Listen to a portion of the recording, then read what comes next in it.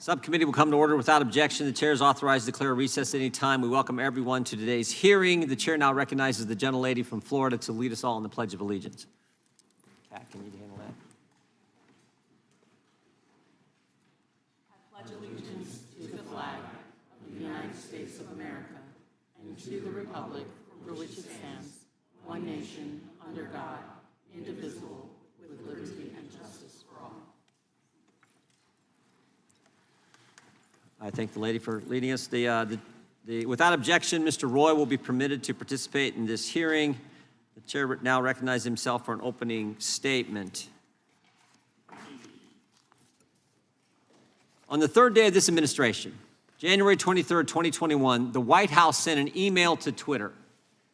The email said this: wanted to flag the below tweet, and I'm wondering if we can get moving on the process for having it removed ASAP, in all caps. That third day, what did that tweet say? Tweet from Mr. Kennedy said this: Hank Aaron's tragic death is part of a wave of suspicious deaths among elderly closely following administration of the vaccine. He received the vaccine on January 5th to inspire other Black Americans to get the vaccine. Now, what's interesting about the email that the White House sent to Twitter is the subject line says, flagging Hank Aaron misinformation. Now, misinformation is when you don't have the facts right. You're saying things that aren't true. But when you look at Mr. Kennedy's tweet, there was nothing in there that was factually inaccurate. Hank Aaron, real person, great American, passed away after he got the vaccine, just pointing out facts. And yet the White House on the third day was actually 1:04 a.m. on January 23rd, 2021, 37 hours into the administration, they were trying to censor Mr. Kennedy. I find that interesting, the irony here, trying to censor the guy who's actually their Democrat primary opponent. Go figure. 3 months earlier, the FBI helped censor our second witness, Ms. Morris's story. Her story in the New York Post about emails on the Hunter Biden laptop. And we know the FBI censored her because of work this committee has done to uncover what happened, and because of our third witness, Mr. Sauer, the lawsuit that he argued on behalf of Louisiana and Missouri in federal court, in a case that they got the amazing ruling from on July 4th, just 2 weeks ago. You go back to, in the course of that investigation, course of that lawsuit from Missouri and Louisiana, Yoel Roth, former head of site integrity at Twitter, in his sworn declarations, it's brought out in that lawsuit, in his sworn declaration in front of the Federal Elections Commission, he said this: during weekly meetings, federal law enforcement agencies communicated that they expected hack and leak operations before the 2020 presidential election, likely in October. These expectations were discussed throughout 2020. I also learned in these meetings that a hack and leak operation would involve Hunter Biden. Now think about it. Weekly meetings throughout 2020, hack and leak operation in October involving Hunter Biden. 5 key things they pointed out throughout that year. And guess what? It all happens. It happens just like they predicted. How did they know? How did they know it was going to happen like that? Because they had the laptop. They had the laptop for 10 months before Ms. Morris's story on October 14th. Her story breaks that day. That same day, October 14th, 2020, Twitter meets with the FBI, specifically the Foreign Influence Task Force at the FBI. Later that same day, again, the day her story comes out, Facebook also meets with the FBI. The head of the Foreign Influence Task Force now is Laura Demlow, and this committee interviewed her just 3 days ago. And what an interesting interview that was. We asked her about these meetings. She stated in the first meeting, the FBI and Twitter, in that first meeting, she said, someone from Twitter asked, is the laptop real? They asked the fundamental question. That story had broke. It was big news. Twitter asked the FBI. They're right there in front of them. They've been prepping them for a year. They asked the FBI, is the laptop real? Ms. Demlow conveyed to the committee this week, an FBI agent answered, yes, it is. Another FBI agent, a lawyer, very quickly followed up with no further comment. So again, here's the scenario. The story breaks. Twitter's meeting with FBI later that same day. Someone from Twitter asks, is this story real? Is the laptop real? The FBI answers yes, and then quickly followed by, again, all this conveyed by Ms. Demlow, the FBI lawyer says no further comment. In the later meeting with Facebook, again that same day, the FBI was asked the same question, and this time, the FBI gets their story straight. Ms. Demlow is the only one who comments, and she says no comment. Obviously, by the second meeting, the FBI had coordinated, and she conveyed this in her deposition, that they had deliberated what they were going to respond when that question was asked. So think about this. After being repeatedly told a hack and leak Russian info operation is coming for a whole year, it arrives on October 14th in the form of Ms. Morris's story, an accurate story. Our government knows the laptop is real, they know it's not a Russian information op, and they know the story is true, but when directly asked, they say no comment. And of course, Ms. Morris's story is censored. Visibility filtered, the term that the tech companies use. No, you can't direct message, you can't send it. Keeping the American people from valuable information just days before the most important election we have, election for commander-in-chief, election for the presidency of the United States. That's why Ms. Morris is here today. She knows what it's like to be censored. It's why Louisiana and Missouri filed the case. It's why Mr. Sauer argued the case. And frankly, it's why Mr. Kennedy is running for president. It's to stop. Help us expose and stop what's going on. This alliance, big government pressuring private entities to censor Americans. I think in Ms. Morris's testimony, which I read this morning, big tech, big government working together, big media working all together to censor American speech. So we look forward to your testimony over the next few hours. But I will tell you this, just get ready. I think these guys, Ms. Morris, get ready. Last time we had a journalist sitting there, they were trying to get them to divulge their sources. So be ready, but I know you can handle it. We appreciate your willingness to come forward, and we appreciate your willingness to fight for the First Amendment. With that, I yield to the ranking member for an opening statement. Thank you, Mr. Chair, and good morning to everyone. Just have some administrative matters first. I wanted to introduce into the record page 55 from the committee's interview with FBI employee Roya Demlow, who you just spoke about, which took place on July 17, 2023. In that line, she says, the question was asked, okay, if someone were to leave here today, were to leave this interview and were to suggest or imply that when you said the laptop was real, that it meant that the FBI had affirmatively determined in October 2020 that the laptop belonged to Hunter Biden, that the contents belonged to Hunter Biden, and that the contents had not been manipulated in some way, would they be representing what you said, correct? Answer by Ms. Demlow. They would be representing what I said because I don't have much knowledge of that. They would be misrepresenting what I said because I don't have much knowledge of that.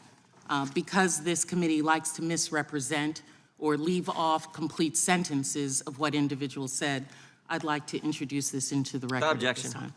Thank you. And as to no comment by an FBI, that's usually what they say when there's an ongoing investigation, particularly when it's a couple of days before an election. But why are we here? Why? You know, that's been the question that quite a number of people have been asking me. Why are you having this hearing? What does this have to do with inflation? What does this have to do with the cost of living?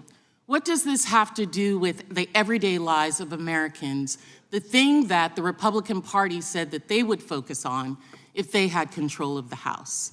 Why would the Republican leadership and the committee majority give a hearing and a platform to the witnesses today? Specifically to Mr. Kennedy, a man who has recently claimed that COVID-19 is targeted to attack Caucasians and Black people. The people who are most immune are Ashkenazi Jews and Chinese. And before that, in his film, Medical Racism, The New Apartheid, that film stated that COVID-19 vaccines do not work for Black children because of their, quote, kick-ass kind of immune system, that hyper, superhuman, subhuman kind of language. He also said, even in Hitler's Germany, you could cross the Alps to Switzerland. You could hide in an attic like Anne Frank did. to imply Jews in Nazi Germany had more freedoms than unvaccinated Americans during the COVID-19 pandemic. Now, many of my Republican colleagues across the dais will rush to cover that they have Mr. Kennedy here because they want to protect his free speech, that they do not believe in American censorship. This is not the kind of free speech that I know of, the free speech that is protected by the Constitution's First Amendment. But free speech is not an absolute. The Supreme Court has stated that. And others' free speech that is allowed, hateful, abusive rhetoric, does not need to be promoted in the halls of the people's house. This Republican charge of free speech is being used by Republican members to promote quasi-science, things such as the replacement theory that says that brown people are replacing good white Americans here in this country. Let's not remember that this country first belonged to brown Native American people. It's a rallying cry for bigotry and hate. There are members of the Republican conference who also frequently suggest that Americans have to deal with COVID rules as the same as oppression of Nazi Germany. Indeed, some have even questioned whether the Holocaust took place. We have staffers who openly follow white supremacy without any condemnation of the Republican conference. Some give it chuckles, slaps on the back, shrugs, all under the mantra of free speech.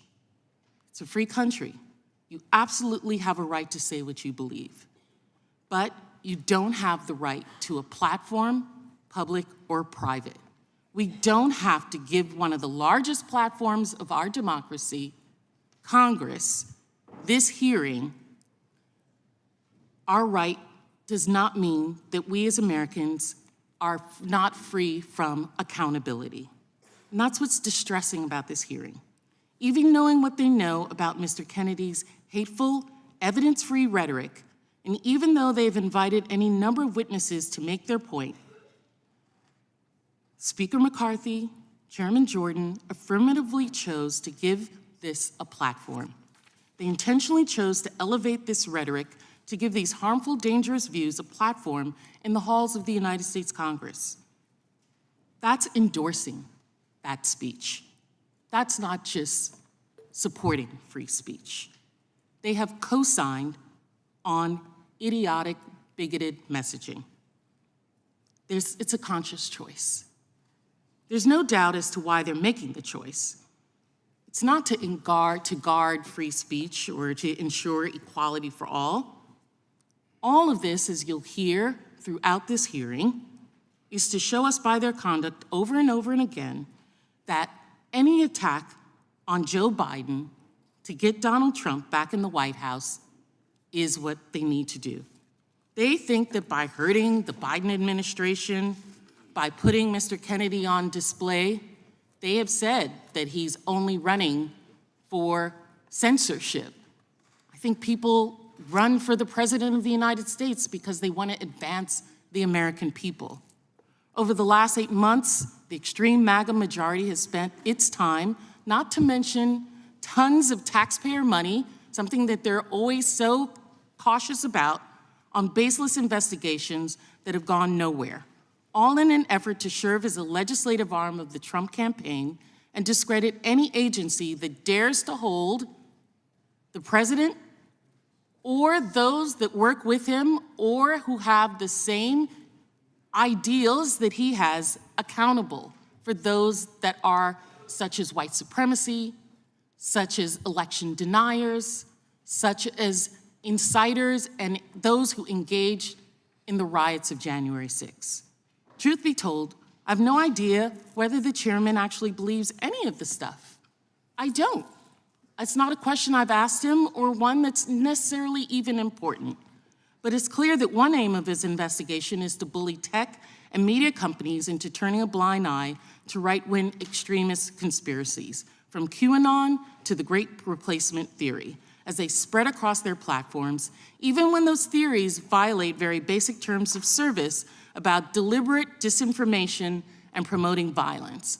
Let's not even think about what happens in 2024 with Russian trolls, Iran, China trying to interfere in our elections. And the bullying extends far beyond tech companies. Witness after witness have testified to the treatment they received from Chairman Jordan and his team. One of our earliest witnesses, Nina Jankovic, told the committee about receiving thousands of death threats and being told to go into hiding while she was pregnant with her first child, after Chairman Jordan first posted a doctored video of her. When Politico asked Mr. Chairman Jordan about the threats, his office responded, "She deserves to be held accountable." Anyone who doesn't agree with their point of view deserves whatever hatred and threats are thrown at them.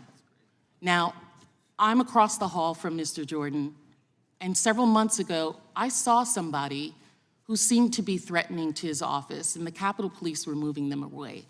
And I was grateful that they were doing that, because I don't want anyone to harm him or his staff for their rhetoric, for the things that they say. That's inappropriate. That's unconscionable. Another witness, this one a current member of federal law enforcement who spent years protecting Americans from harm, described receiving threatening mail not just to her work office, but to her home address. Someone out there has figured out where this person lives and is targeting them based on disinformation this committee itself spread. She summed it up in a single sentence: "I'm frankly scared." And why does the chairman send this movement to intimidate witnesses? To change their behavior, of course, to make it less safe for law enforcement officers to enforce the law, and less likely that researchers and companies will combat the spread of hate and violence online. One witness, an academic whose organization helped identify disinformation threats to election processes and procedures, described the threats sent to him and his family in detail. When the Republican staff asked him if he would consider performing the same research for 2024 elections, he said, quote, "Since this investigation has cost the university now approaching 7 figures in legal fees, it's been pretty successful, I think, in discouraging us from making it worthwhile for us to do a study for 2024. Another witness, a researcher who analyzed massive data sets to assess the way that rumors spread online, was explicit and personal about the effect of the threats on her life. I mean, quite frankly, I don't have kids, and if I did, I would no longer be doing this work. I'm worried about my students. I know they're worried about doing this kind of work because of these kinds of threats and what they see that I'm going through. And at the same time, I just think the work is so important, and I want to make sure it keeps going. So I don't want to step off that stage. I think we have like special skills that can be really useful and helpful and help our country grow stronger. And this is having a chilling effect. And it's not just me. Other researchers are experiencing the same thing. These are the fruits of this committee's majority investigations. If MAGA Republicans agree with you, you're given a platform to spread any conspiracy theories, no matter how harmful. And if they disagree with you, you get death threats until you have to go away. These folks have a plan.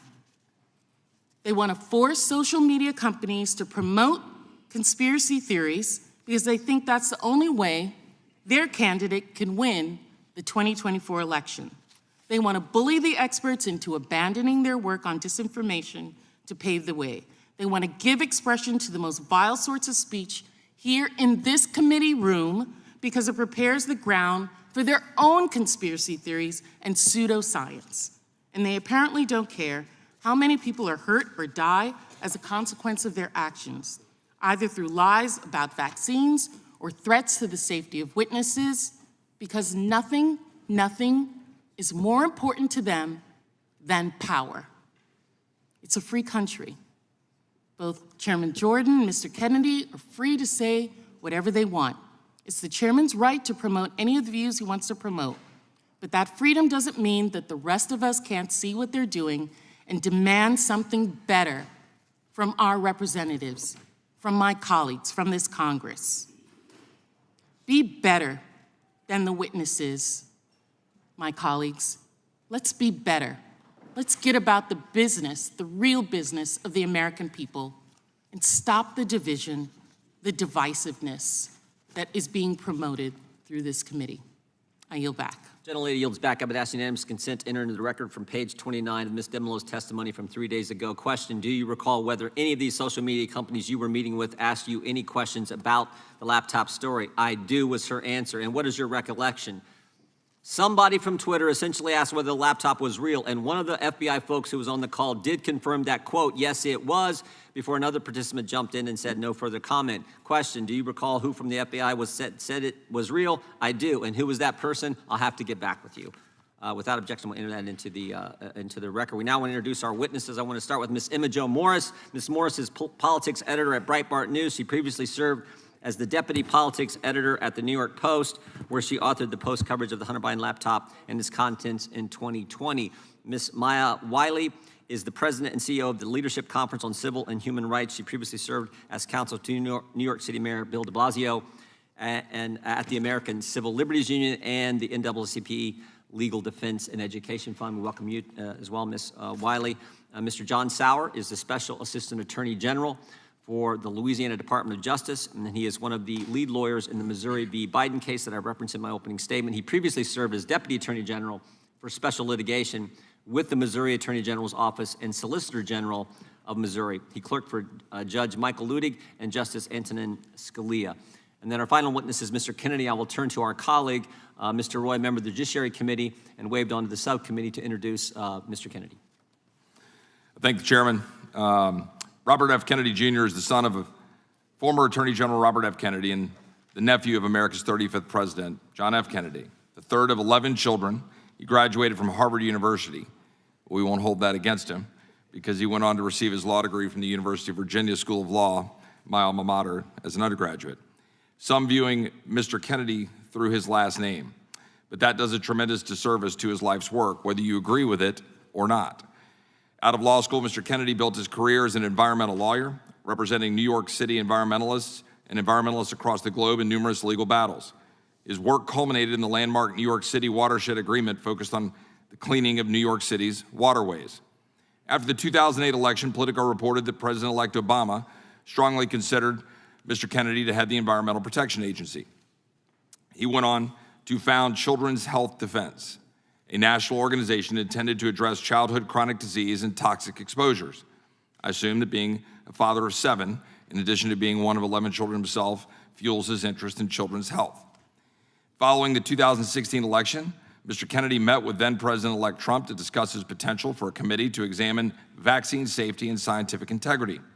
Their conversation also touched on the CDC and ways to increase independence from financial conflicts. Most recently, Mr. Kennedy announced his campaign for President of the United States. During his campaign announcement, he stated, quote, "My mission over the next 18 months of this campaign and throughout my presidency will be to end the corrupt merger of state and corporate power that is threatening to impose a new kind of corporate feudalism in our country," end quote. It is for this that Mr. Kennedy finds himself receiving the scorn of both the political left and right. Because if one dares challenge the orthodoxy of the powers that be, then one is their enemy. As a graduate of the University of Virginia, Mr. Kennedy no doubt knows the following quote, for here we are not afraid to follow truth wherever it may lead. Thomas Jefferson. That truism was lost during the COVID pandemic. Individuals receiving scorn simply for asking questions, people being silenced for challenging the status quo. These are the kinds of questions that should have been publicly debated, and this hearing is focused on that truth, and we welcome Mr. Kennedy. I thank the gentleman, Mr. Kennedy. We're glad you were here.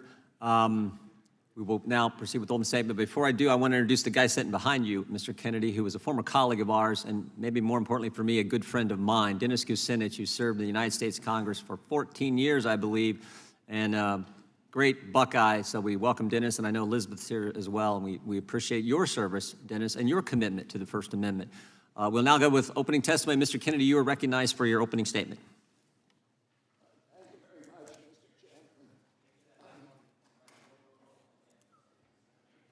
As mine's not. Make sure it's on. Mr. Chairman, are you going to swear in the witnesses? If you'll please stand and raise your right hand.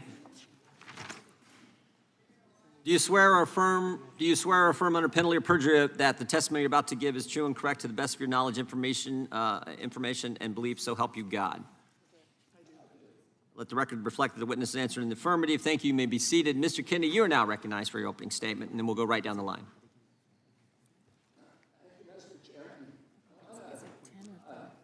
He's going to go a little longer. Excuse me, point of order. I know that witnesses usually have 5 minutes. I see 10 minutes on the board. Is it going to be 10 minutes We'll for give him every 5 witness? minutes, but we're pretty lax with this. We'll let him go for We are? a little. Yeah. I've seen you gavel down on quite a number of We've witnesses. given senators and former Democrat members of Congress and all kinds He's of folks plenty of neither. time.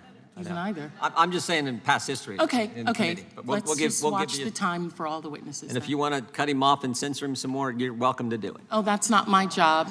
That's your job. Why don't you threaten a witness so that they can not want to be a witness? Mr. Kennedy is recognized for his opening statement. We'll give him 5 minutes, more or less, and then we'll move to the next one. Mr. Kennedy, go right ahead. Thank you, Mr. Chairman. Mr. Chairman, maybe we could put 5 minutes on the clock then, not 10. Could we put 5 on the clock and we'll start it running?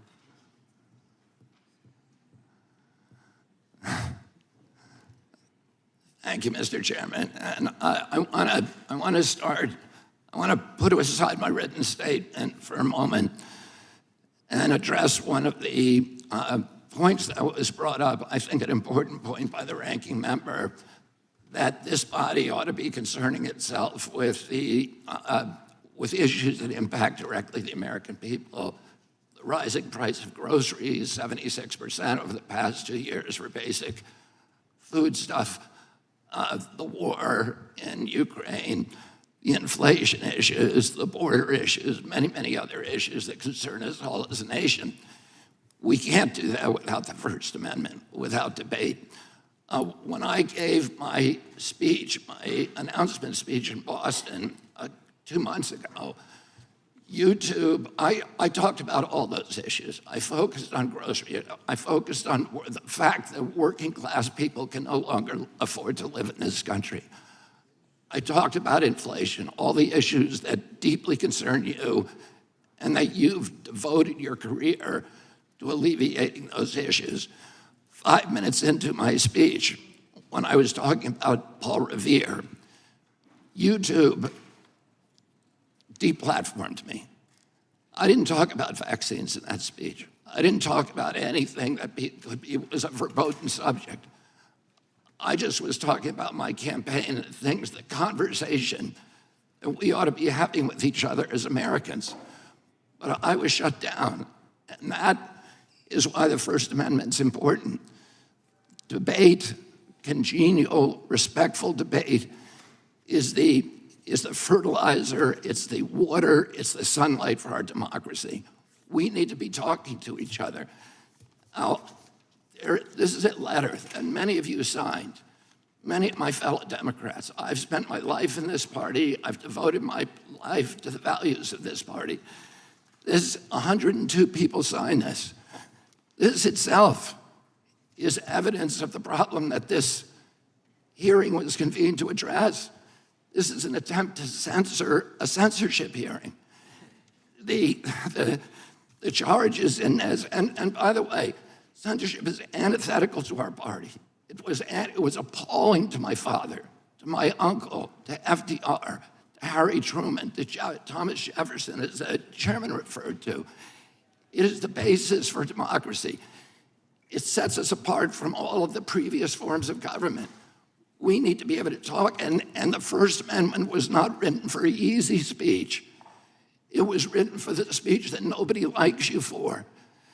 And I was censored not just by the Democratic administration, I was censored by the Trump administration.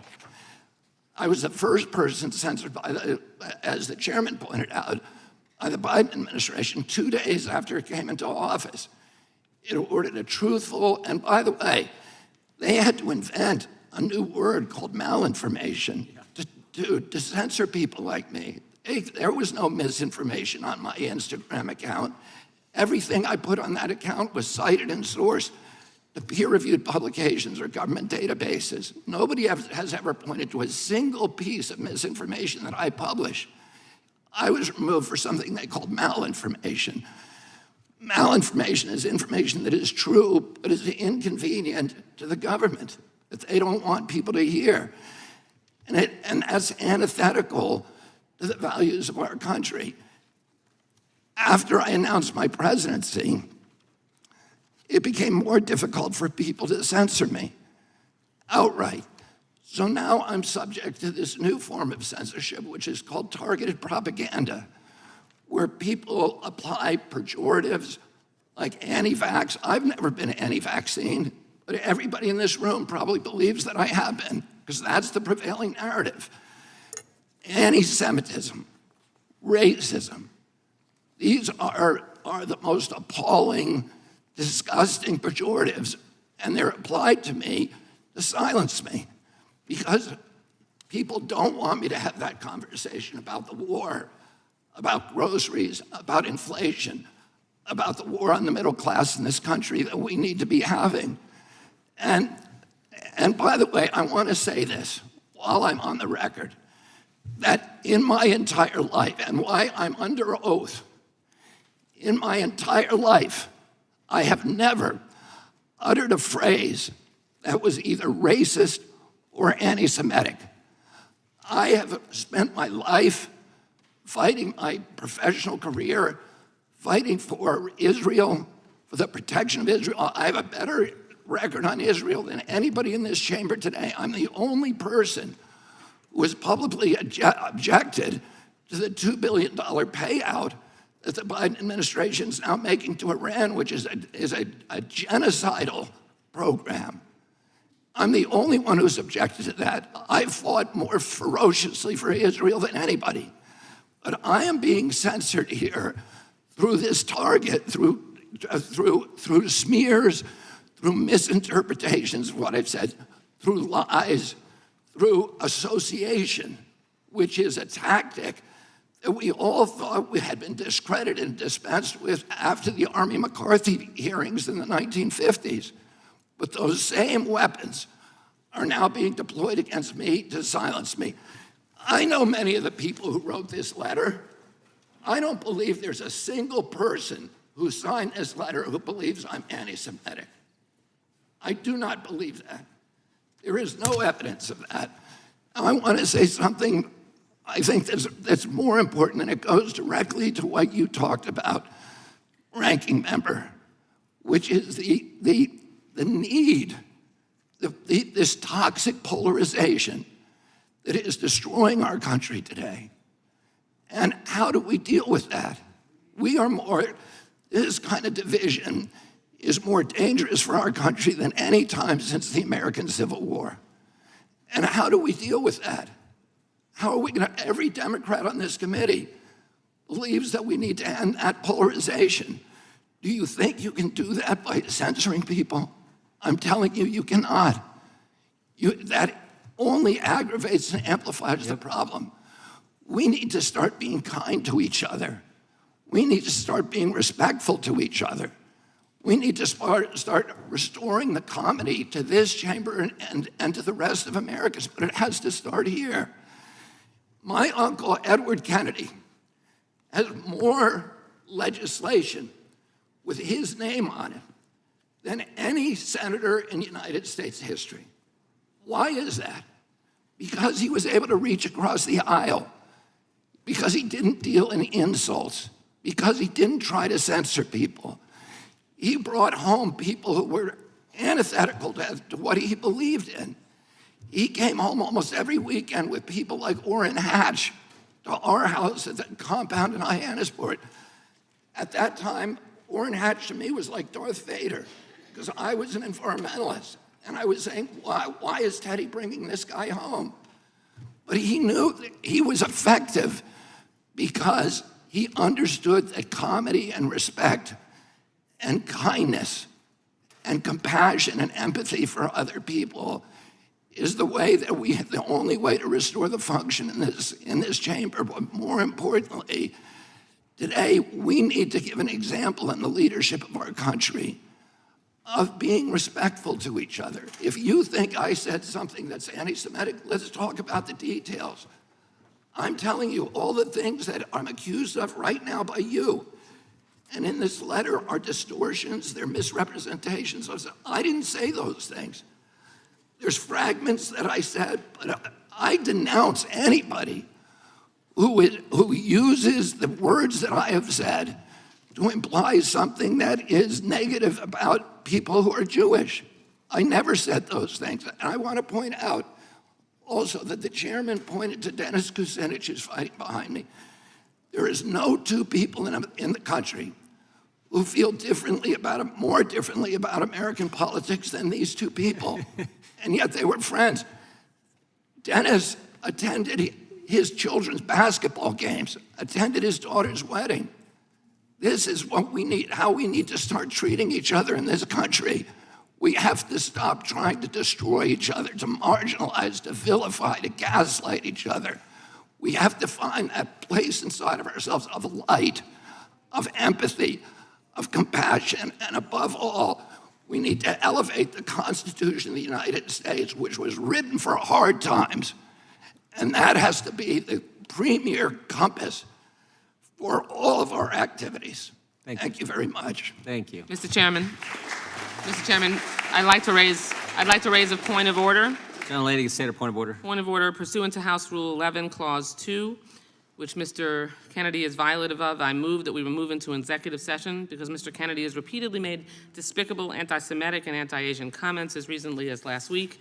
Rule 11, Clause 2 says, whenever it is asserted by a member of the committee that the evidence or testimony at a hearing may tend to defame, degrade, or incriminate any person, or it is asserted by a witness that the evidence or testimony that the witness would give at a hearing may tend to defame, degrade, or incriminate the witness, and it goes on. Mr. Kennedy, among many other things, has said, I know a lot now about bioweapons. We put out hundreds of millions of dollars into ethnically targeted microbes. The Chinese have done the same thing. In fact, COVID-19, there is an argument that it is ethnically targeted. COVID-19 attacks certain races disproportionately. The races that are most immune to COVID-19 are... Gentlelady making a motion or a speech? I've made a motion to move into executive session because Mr. Kennedy's testimony... Mr. Chairman, I and move his to table the previous motion. statements- The gentleman from Kentucky has moved to table. Question is on Mr. the- Chairman, I ask question for is- a roll call vote on the motion to table. Well, let me ask the question. The question is on the motion to table. The gentlelady has asked for a roll call vote. The clerk will have to step back for a second. The clerk will have to come in. We'll call the roll on the motion to table, and then we can get back to testimony. I think the witnesses can sit in the chairs sitting behind. I'll leave that up to the clerks. If the clerks are comfortable with that, yeah, why don't we do that? Maybe we can go right down here. Mr. Chairman, point of order. Gentleman from Louisiana. Is it the custom of this committee to censor viewpoints that we disagree with from Mr. witnesses? Chairman, I have That's not a motion- point of I have order. a motion on the table There's a motion and the vote's been move into called. executive House session rules. because We're waiting Mr. for the Kennedy clerks. is violative of Waiting Rule for the 11, Clause clerks. 2. Waiting for the clerks. Clerk will call the roll. Mr. Jordan. Yes. Mr. Jordan votes yes. Mr. Issa. Mr. Massey. Yes, to not censor. Mr. Massey votes yes.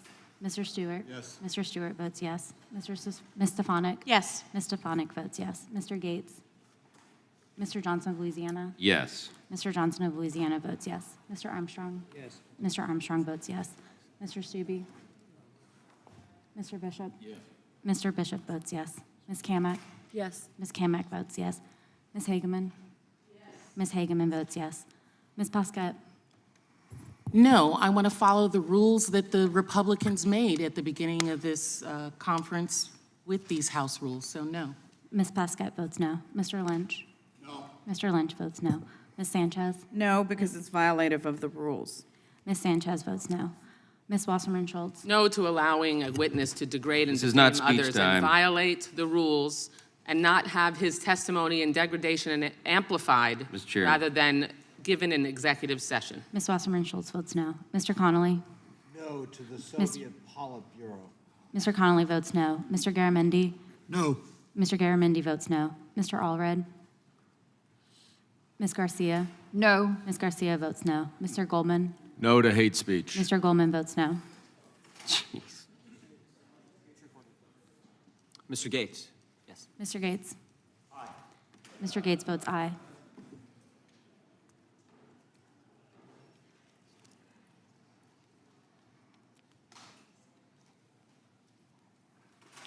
Clerk will report. Mr. Chairman, there are 10 ayes and 8 noes. The motion to table is agreed to. We will now move to our second witness. Ms. Morris, you are recognized for 5 minutes.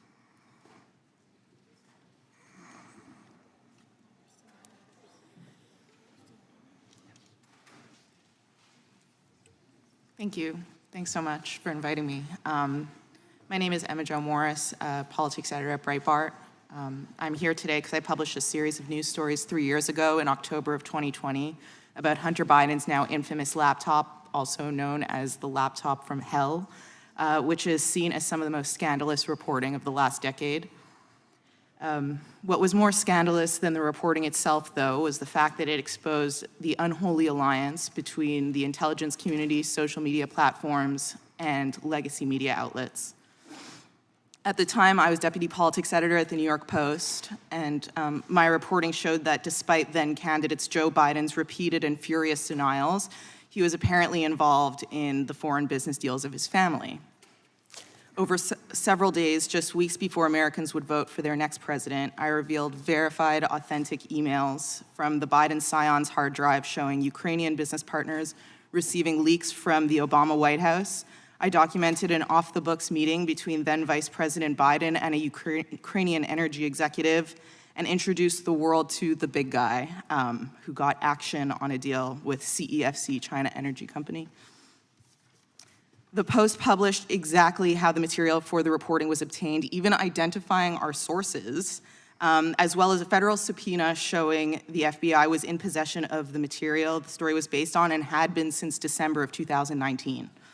But when the stories appeared on social media that morning, the venue where millions of Americans go to find their news and editors to get their angles, within hours, the reporting was censored on all major platforms on the basis of being called hacked or Russian disinformation. Twitter refused to allow users to share the link to the stories, banned the links from being shared in private messages, a policy, by the way, that's used to clamp down on child porn, and locked the Post out of its verified account. Facebook said it would curb distribution and reach of the links on its platform. However, the stories were not based on hacked materials, nor were they Russian disinformation, and despite those claims appearing to come out of thin air at the time, we would eventually learn that they actually didn't come out of thin air at all. On October 19th, 5 days after the Post began publishing, Politico ran a story headlined, "Hunter Biden's story is Russian disinfo, dozens of former intel officials say." God, I can't even say that with a straight face, you know? Politico printed a letter completely uncritically from veteran members of the U.S. intelligence community, falsely claiming that the Post expose has, quote, all the classic earmarks of a Russian information operation. My God. Most notable among the signatories of that letter were Jim Clapper from former DNI, Michael Hayden, former CIA, John Brennan, former CIA, despite having such damaged credibility following their participation in the Russia collusion conspiracy theory.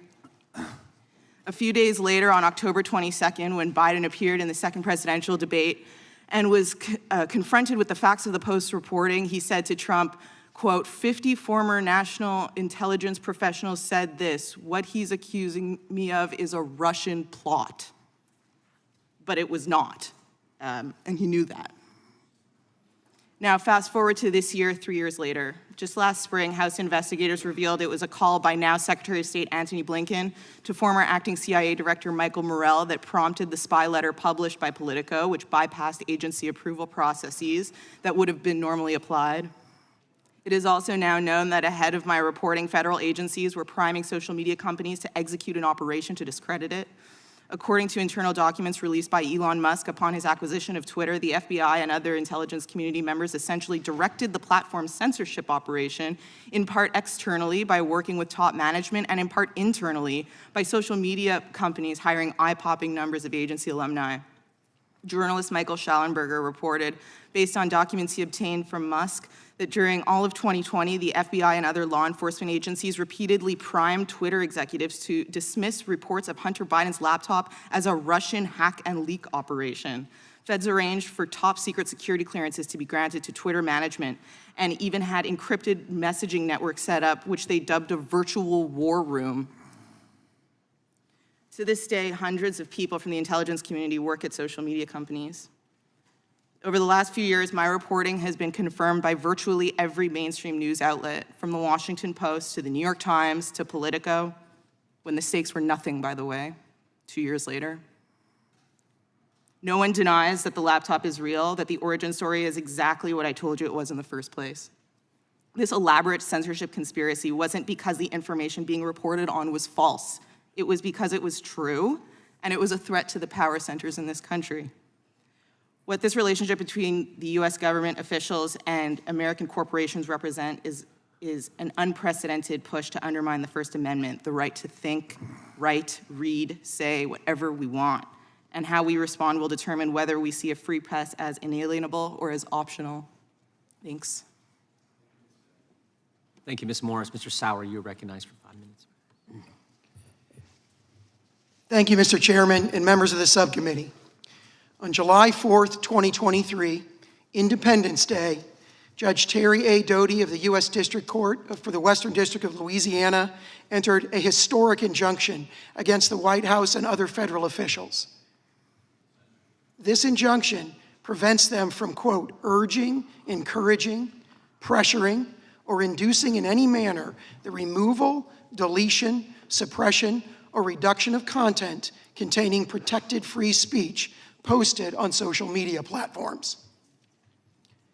Judge Doty's opinion contains 82 pages of detailed factual findings, supported by 577 citations of the evidence, which is drawn from roughly 20,000 pages of the federal government's own emails and communications with social media platforms and 6 full-length depositions. In its recently filed stay motions, the government has hardly bothered to dispute any of these factual findings. The Court of Appeals has entered a, quote, temporary administrative stay of this injunction and granted expedited briefing and argument on August 10th. Contrary to some recent suggestions, a temporary administrative stay is, quote, routine practice in the Fifth Circuit. That's a direct quote from the recent decision in N. Ray Abbott. And it does not reflect any judgment of the merits. Today, I want to offer 7 observations drawn from the Louisiana opinion. First, the Louisiana court found, based on overwhelming evidence, that federal officials are the cause of the censorship of the viewpoints they disfavor. The government likes to claim that social media platforms acting on their own would apply their policies and censor all this content anyway. This is demonstrably incorrect. Again and again, the Louisiana court found that the platforms would not have suppressed this speech, but for the fact that the federal officials were pushing for it. The deplatforming of Alex Berenson, the throttling of Tucker Carlson's content, the silencing of the so-called disinformation dozen, which includes Mr. Kennedy, the suppression of much of the so-called borderline, which is, quote, often true content on Facebook's platforms, the censorship of the Hunter Biden laptop story, and much more. All these were suppressed because of the efforts of federal officials. Second, the scope and reach of federal censorship is staggering. As the Louisiana court repeatedly found, it affects, quotes, millions of social media posts and speakers all across America. It affects virtually every American who reads, listens, engages, or posts on social media about great disputed political and social questions that federal censors have stuck their fingers into. Third, federal censorship is ongoing and it shows no signs of relenting. Federal officials' censorship efforts are in full swing, and they're expanding to new frontiers. Left unchecked, federal censorship will reach virtually any disputed social and political question over which federal officials want to impose their power. Fourth, the Louisiana opinion shows that federal officials are most eager, most focused on silencing truthful speech and to muzzle the most influential critics of the administration and its policies. Tucker Carlson, Alex Berenson, and many others were targeted not because what they were saying was necessarily false, but because it was the most effective criticism of the narrative line that the administration was pushing at the time. Censorship is not about truth. It is about power, preserving and expanding the power of the censors and the political narratives they prefer. Fifth, federal officials are deeply intertwined with what other witnesses have called the censorship industrial complex. The Louisiana court made very detailed findings about the close connections between many federal officials and that mass surveillance and mass censorship enterprise that calls itself the Election Integrity Partnership and the Virality Project. Not just CISA officials, but White House, State Department, and Surgeon General officials have deep ties to that enterprise. As the Louisiana court found, CISA and the EIP were completely intertwined. Sixth, federal officials don't just dictate the outcomes of specific content moderation decisions. They also directly induce changes to the content moderation policies of major social media platforms to ban disfavored viewpoints in advance. And seventh, the federal censorship enterprise has succeeded in transforming online discourse by rendering entire viewpoints virtually unspeakable on social media, which is the modern public square. This ongoing distortion of the most fundamental American freedom, the right to free speech, is intolerable under the First Amendment. Thank you. Thank you, Mr. Sauer. Ms. Wiley, you're recognized.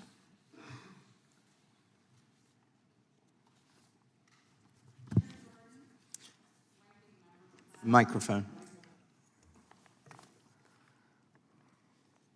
I'm usually quite loud, but thank you for pointing that out. Chair Jordan, Ranking Member Plaskett, members of the subcommittee, I want to thank you for having me here today. I have introduced written testimony, and I did have a summary of my oral testimony, and I am going to depart from it after listening to the openings and these proceedings.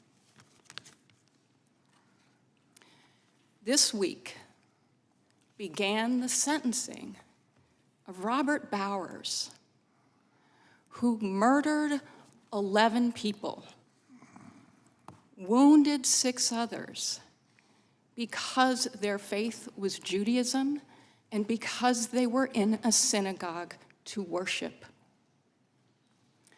Robert Bowers expressed on social media for a very long time deeply anti-Semitic, hateful statements. He did it and used Gab, which is a platform that was deplatformed by Twitter because of its constant space it provided to hate that has actually become embodied in the most violent anti-Semitic act we know to have happened on our shores in the history of this country. And I will tell you, as a Black woman who lived through COVID in New York City, where we watched too many images of refrigerated trucks with the bodies of loved ones because there were too many deaths to accommodate in morgues that surpassed the deaths during the Spanish flu, and where in this country we have lost over 1 million of our loved ones. And for the Black community, for the Native American community, for so many communities of color in particular, where our rates of death were 3 to 4 times those of some other groups. 3 to 4 times. I want to agree with Mr. Kennedy. I want to agree that it's incredibly important for us to be kind and respectful to one another. It is incredibly important for us to be able to understand our experiences across our differences and to have a platform for those communications. And it is deeply vital that they be based in fact, not fiction. And without regard to the intent or what is in the mind of anyone, which I cannot say, including what is in the mind of any of those who are testifying here today. But what I can say is when you make a statement that suggests that based on race, based on religion, based on anything other than facts, that you may have somehow not been targeted, but other racial groups have, that by definition feeds into something very dangerous in this country that is actually impacting lives, and in some instances taking them. And what I will say about the opinion in this case, and I am here to talk about Missouri versus Biden, is that in this case, we can talk all day about the very specific facts, and there is factual inaccuracy in some of the fact statements in Judge Dougherty's opinion. But the most important one is the Fifth Circuit Court of Appeals, widely believed by all, for very good reason, to not be out of step with conservative ideology, vacated that preliminary injunction.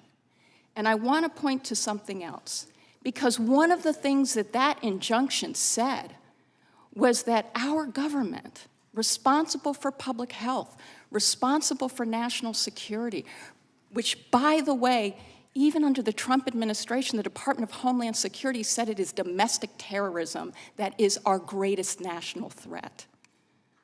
That even that, it had in the injunction a statement that the federal government could not collaborate or partner or jointly work with institutes, researchers, including the Stanford Internet Observatory,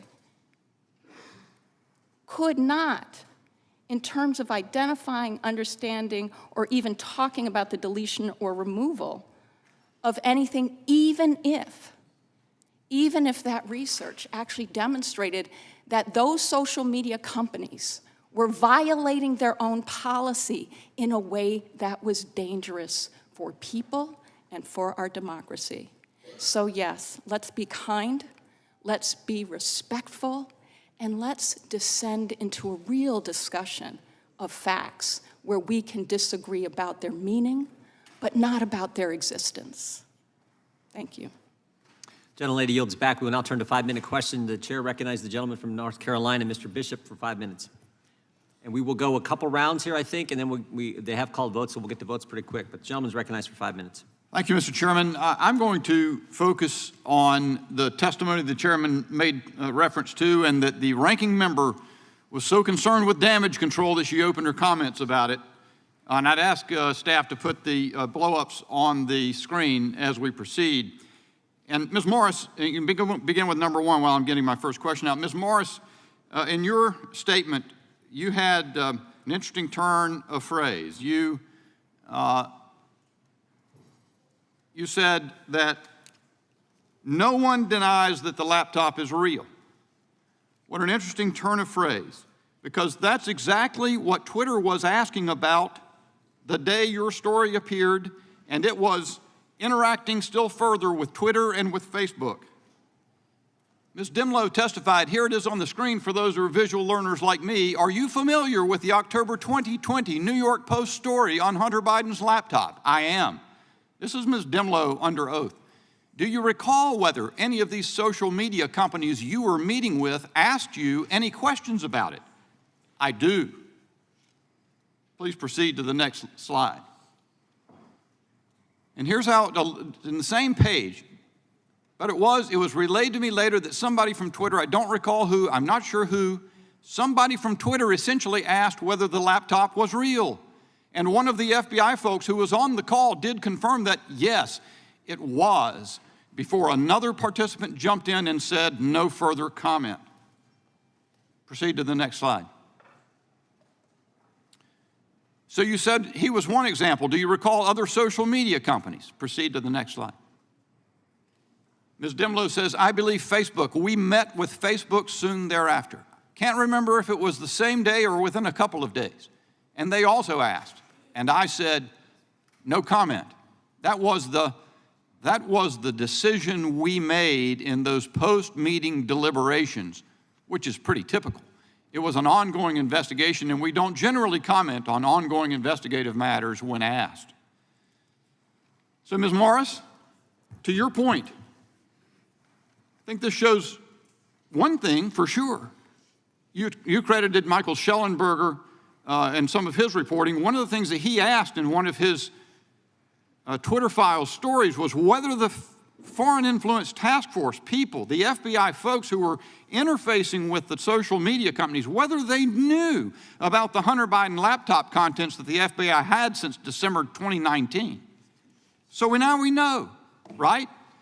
The Foreign Influence Task Force knew it was real. And it wasn't just a few people, it was common knowledge. An analyst on that telephone call before they got their act together admitted that it was real. And then we also know that the social media companies wanted to know if it was real. Of course they did. Because the FBI had been telling them for months to be prepared for a hack and leak operation and also to be prepared for something involving Hunter Biden. Of course they wanted to know. So what do you think about the fact that the FBI, in response to Twitter, told them it was real, then they covered that up or stopped, no further comment, and to Facebook, with its billions of users, said, no comment, we're not going to tell you?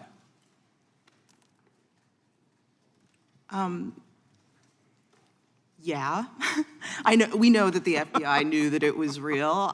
They knew it was real since not just December 2019, which is when the subpoena that I published is from, which was in the original story, the thanks for the meeting with your father from Ukraine story.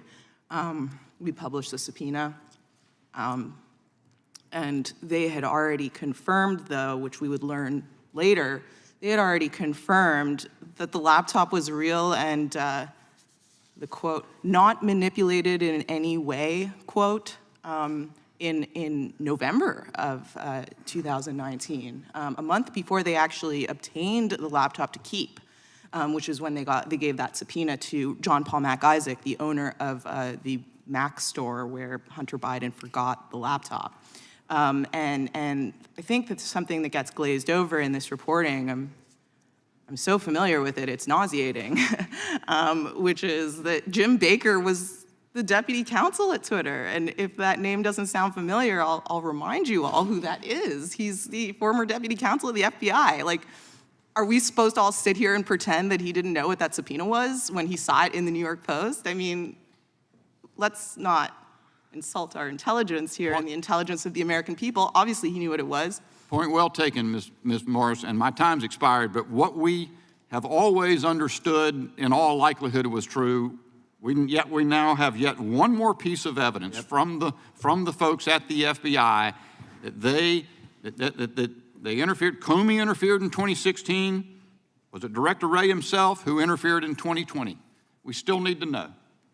Gentleman yields back. Now recognize the ranking member for 5 minutes. And I think we'll do ranking member and one more, and then we'll have to take a break. Thank you, Mr. Chairman. I know that we talked earlier about a post that Mr. Kennedy had at the beginning of the Biden administration. I just want the record to reflect that that post has not been taken down. So I'm wondering about the extent of censorship when the post is still there.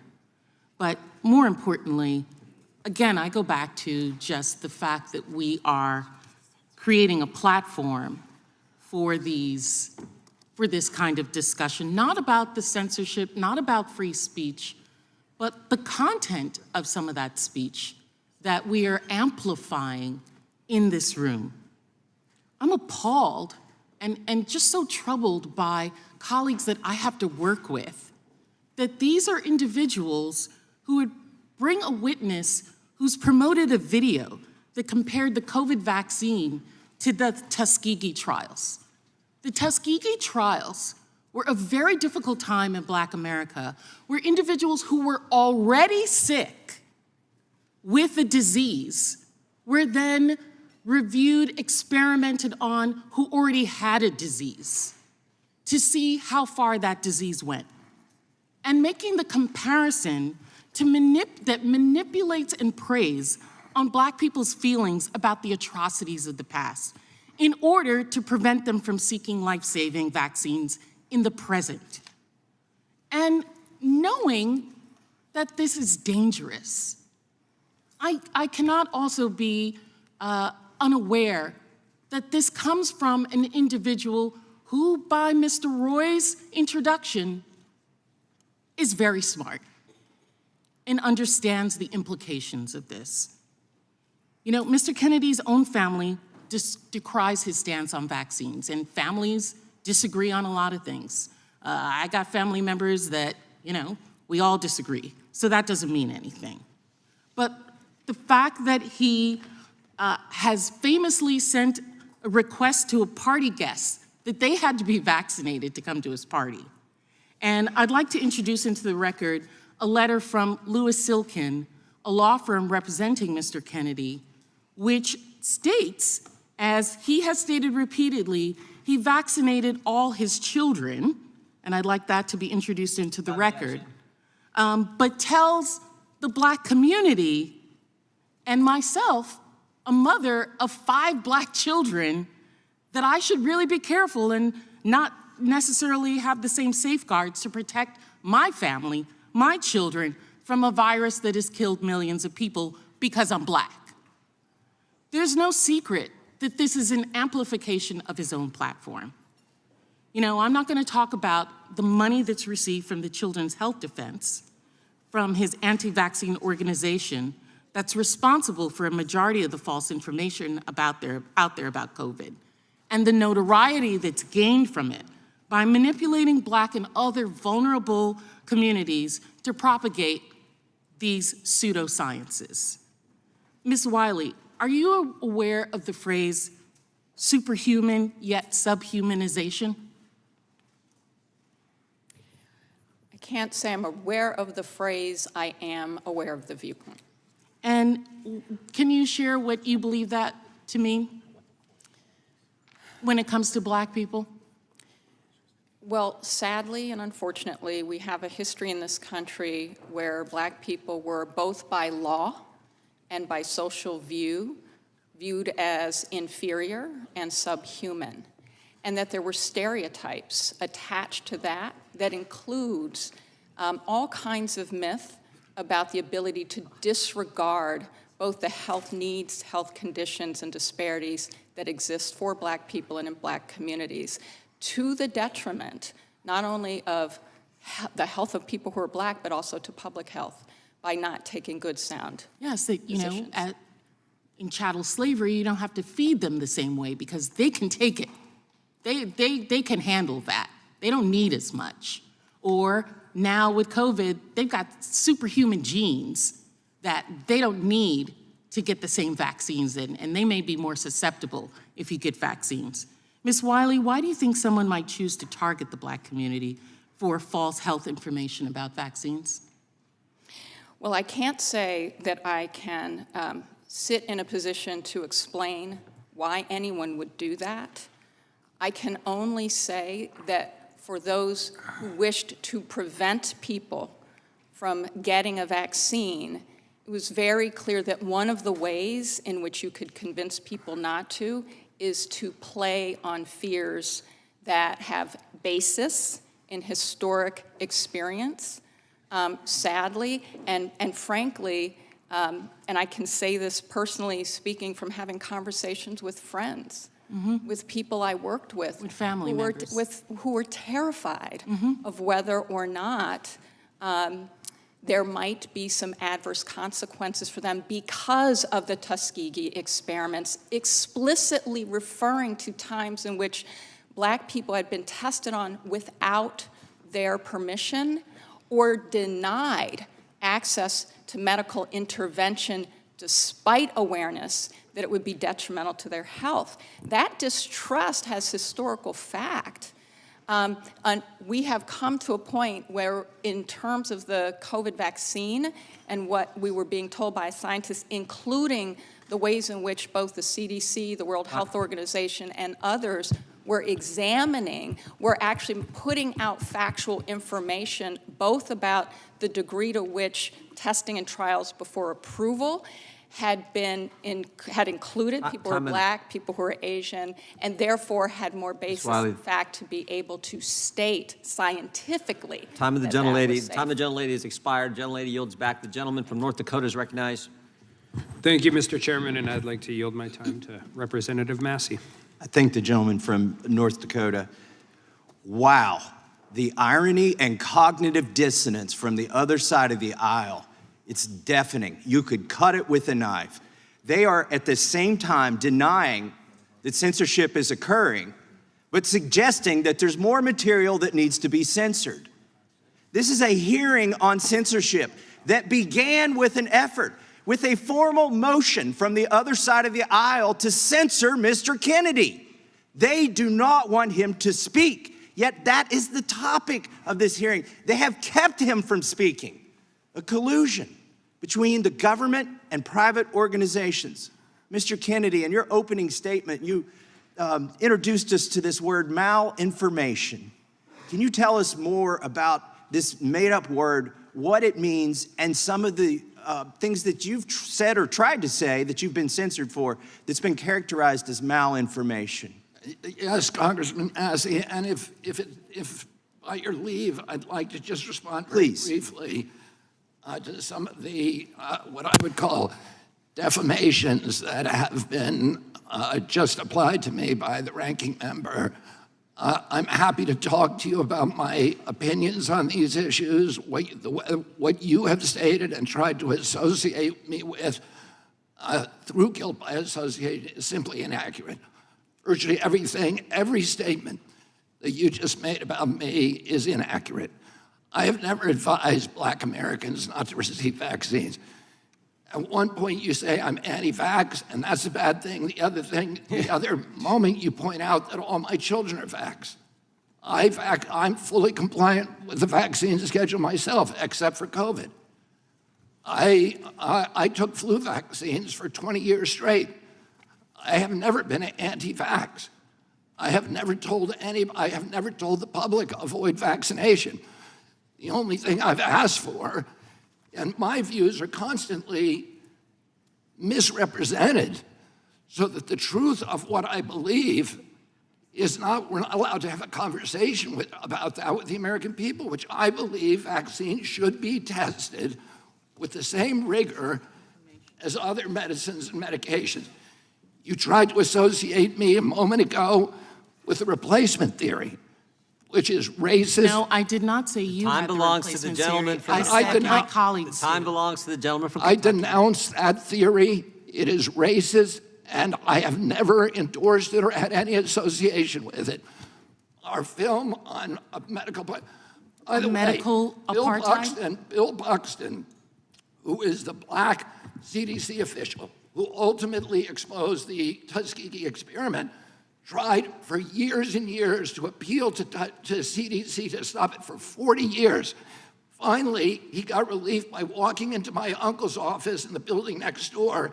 He held hearings and ended the experiment. I remember that very well.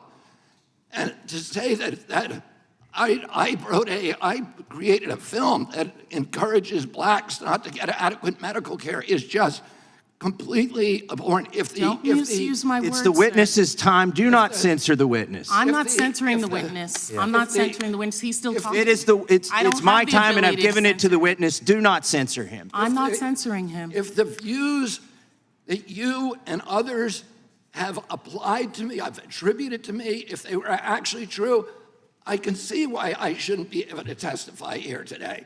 Those are not true. These are defamations and malignancies that are used to censor me, to prevent people from listening to the actual things that I'm saying. And I think, ranking member, that we should have a real conversation rather than an exchange of ad hominem attacks. And answer very quickly to your question, the term malinformation was coined to describe information that Facebook and Twitter and the other social media sites understood was true, but that the White House and other federal agencies wanted censored anyway for political reasons because it challenged official orthodoxies. I'll give you one example. I was included in a group called the Disinformation Dozen. And Facebook and others were asked to censor us, which they did. And by the way, my Hank Aaron post, it was taken down. My whole Instagram account with 900,000 people was taken down because of that. So they knew, Facebook knew that the Disinformation Dozen claim, and what they said was the Disinformation Dozen came from this very shady group called the Center for Preventing Digital Hate in England that is funded by dark money that should be looked into. They claim that 65% of the vaccine misinformation on the internet was generated by those 12 people. Facebook itself said that is impossible. That is false information. We know that not to be true. And yet, when the White House asked them to censor this Disinformation Dozen, including me, they did it anyway when they knew it to be untrue. My time has expired. I yield back. Gentleman yields back. Mr. Chairman, I have a unanimous consent motion before. I would like to introduce page 2 of the transcript of Laura Demlow, where specifically she says, if someone, she's asked, if someone were to leave here today, were to leave at this interview and were to suggest or imply or state that when you said, quote, the laptop was real, unquote, that it meant that the FBI had affirmatively determined in October 2020 that the laptop belonged to Hunter Biden, that the contents belonged to Hunter Biden, that the contents had not been manipulated in some way, they would be misrepresenting what you said, correct? Answer, they would be misrepresenting what I said because I don't have much knowledge of that. Without objection, I think that's already been introduced, but without objection, we'll do it again. We're Sorry, going to it's stand page in recess. 55. We stand in recess for approximately 45 minutes, and we'll be back and right back at it. Thank you all, and you can head in the back room. Committee will come to order. The chair recognizes the gentleman from Florida for 5 minutes. Mr. Chairman, I have a point of order. Yield to Mr. Roy. Mr. Chairman, I have a point of order. Gentleman, consider point of order. Thank you, Mr. Chairman. Mr. Chairman, I just missed 2 votes on the House floor because we were not given we did not recess on time. I think many of my colleagues are That's not probably not a properly stated point of order. The chair recognizes the gentleman from Florida. What is the intent of the chair in the future recesses so that to avoid the censorship of the voice of my constituents because I was not able Chair to recognizes voice their views on important items on the agenda? Oh, that's right. That's right. Question of, yeah. Yeah, actually, the chair recognizes the gentleman from Massachusetts for his 5 minutes. I apologize. Mr. Mr. Chairman, Chairman, may I I have just introduce, ask unanimous consent to introduce an article from NPR, June 8, 2021, discussing the film Medical Racism, where viewers are warned that in Black communities, something is very sinister. And the same thing that happened in the 1930s during the eugenics movement is happening again. Without objection, will be entered in the record. The chair Thank recognizes you. the gentleman from Massachusetts for his 5 minutes. Thank you, Mr. Chairman.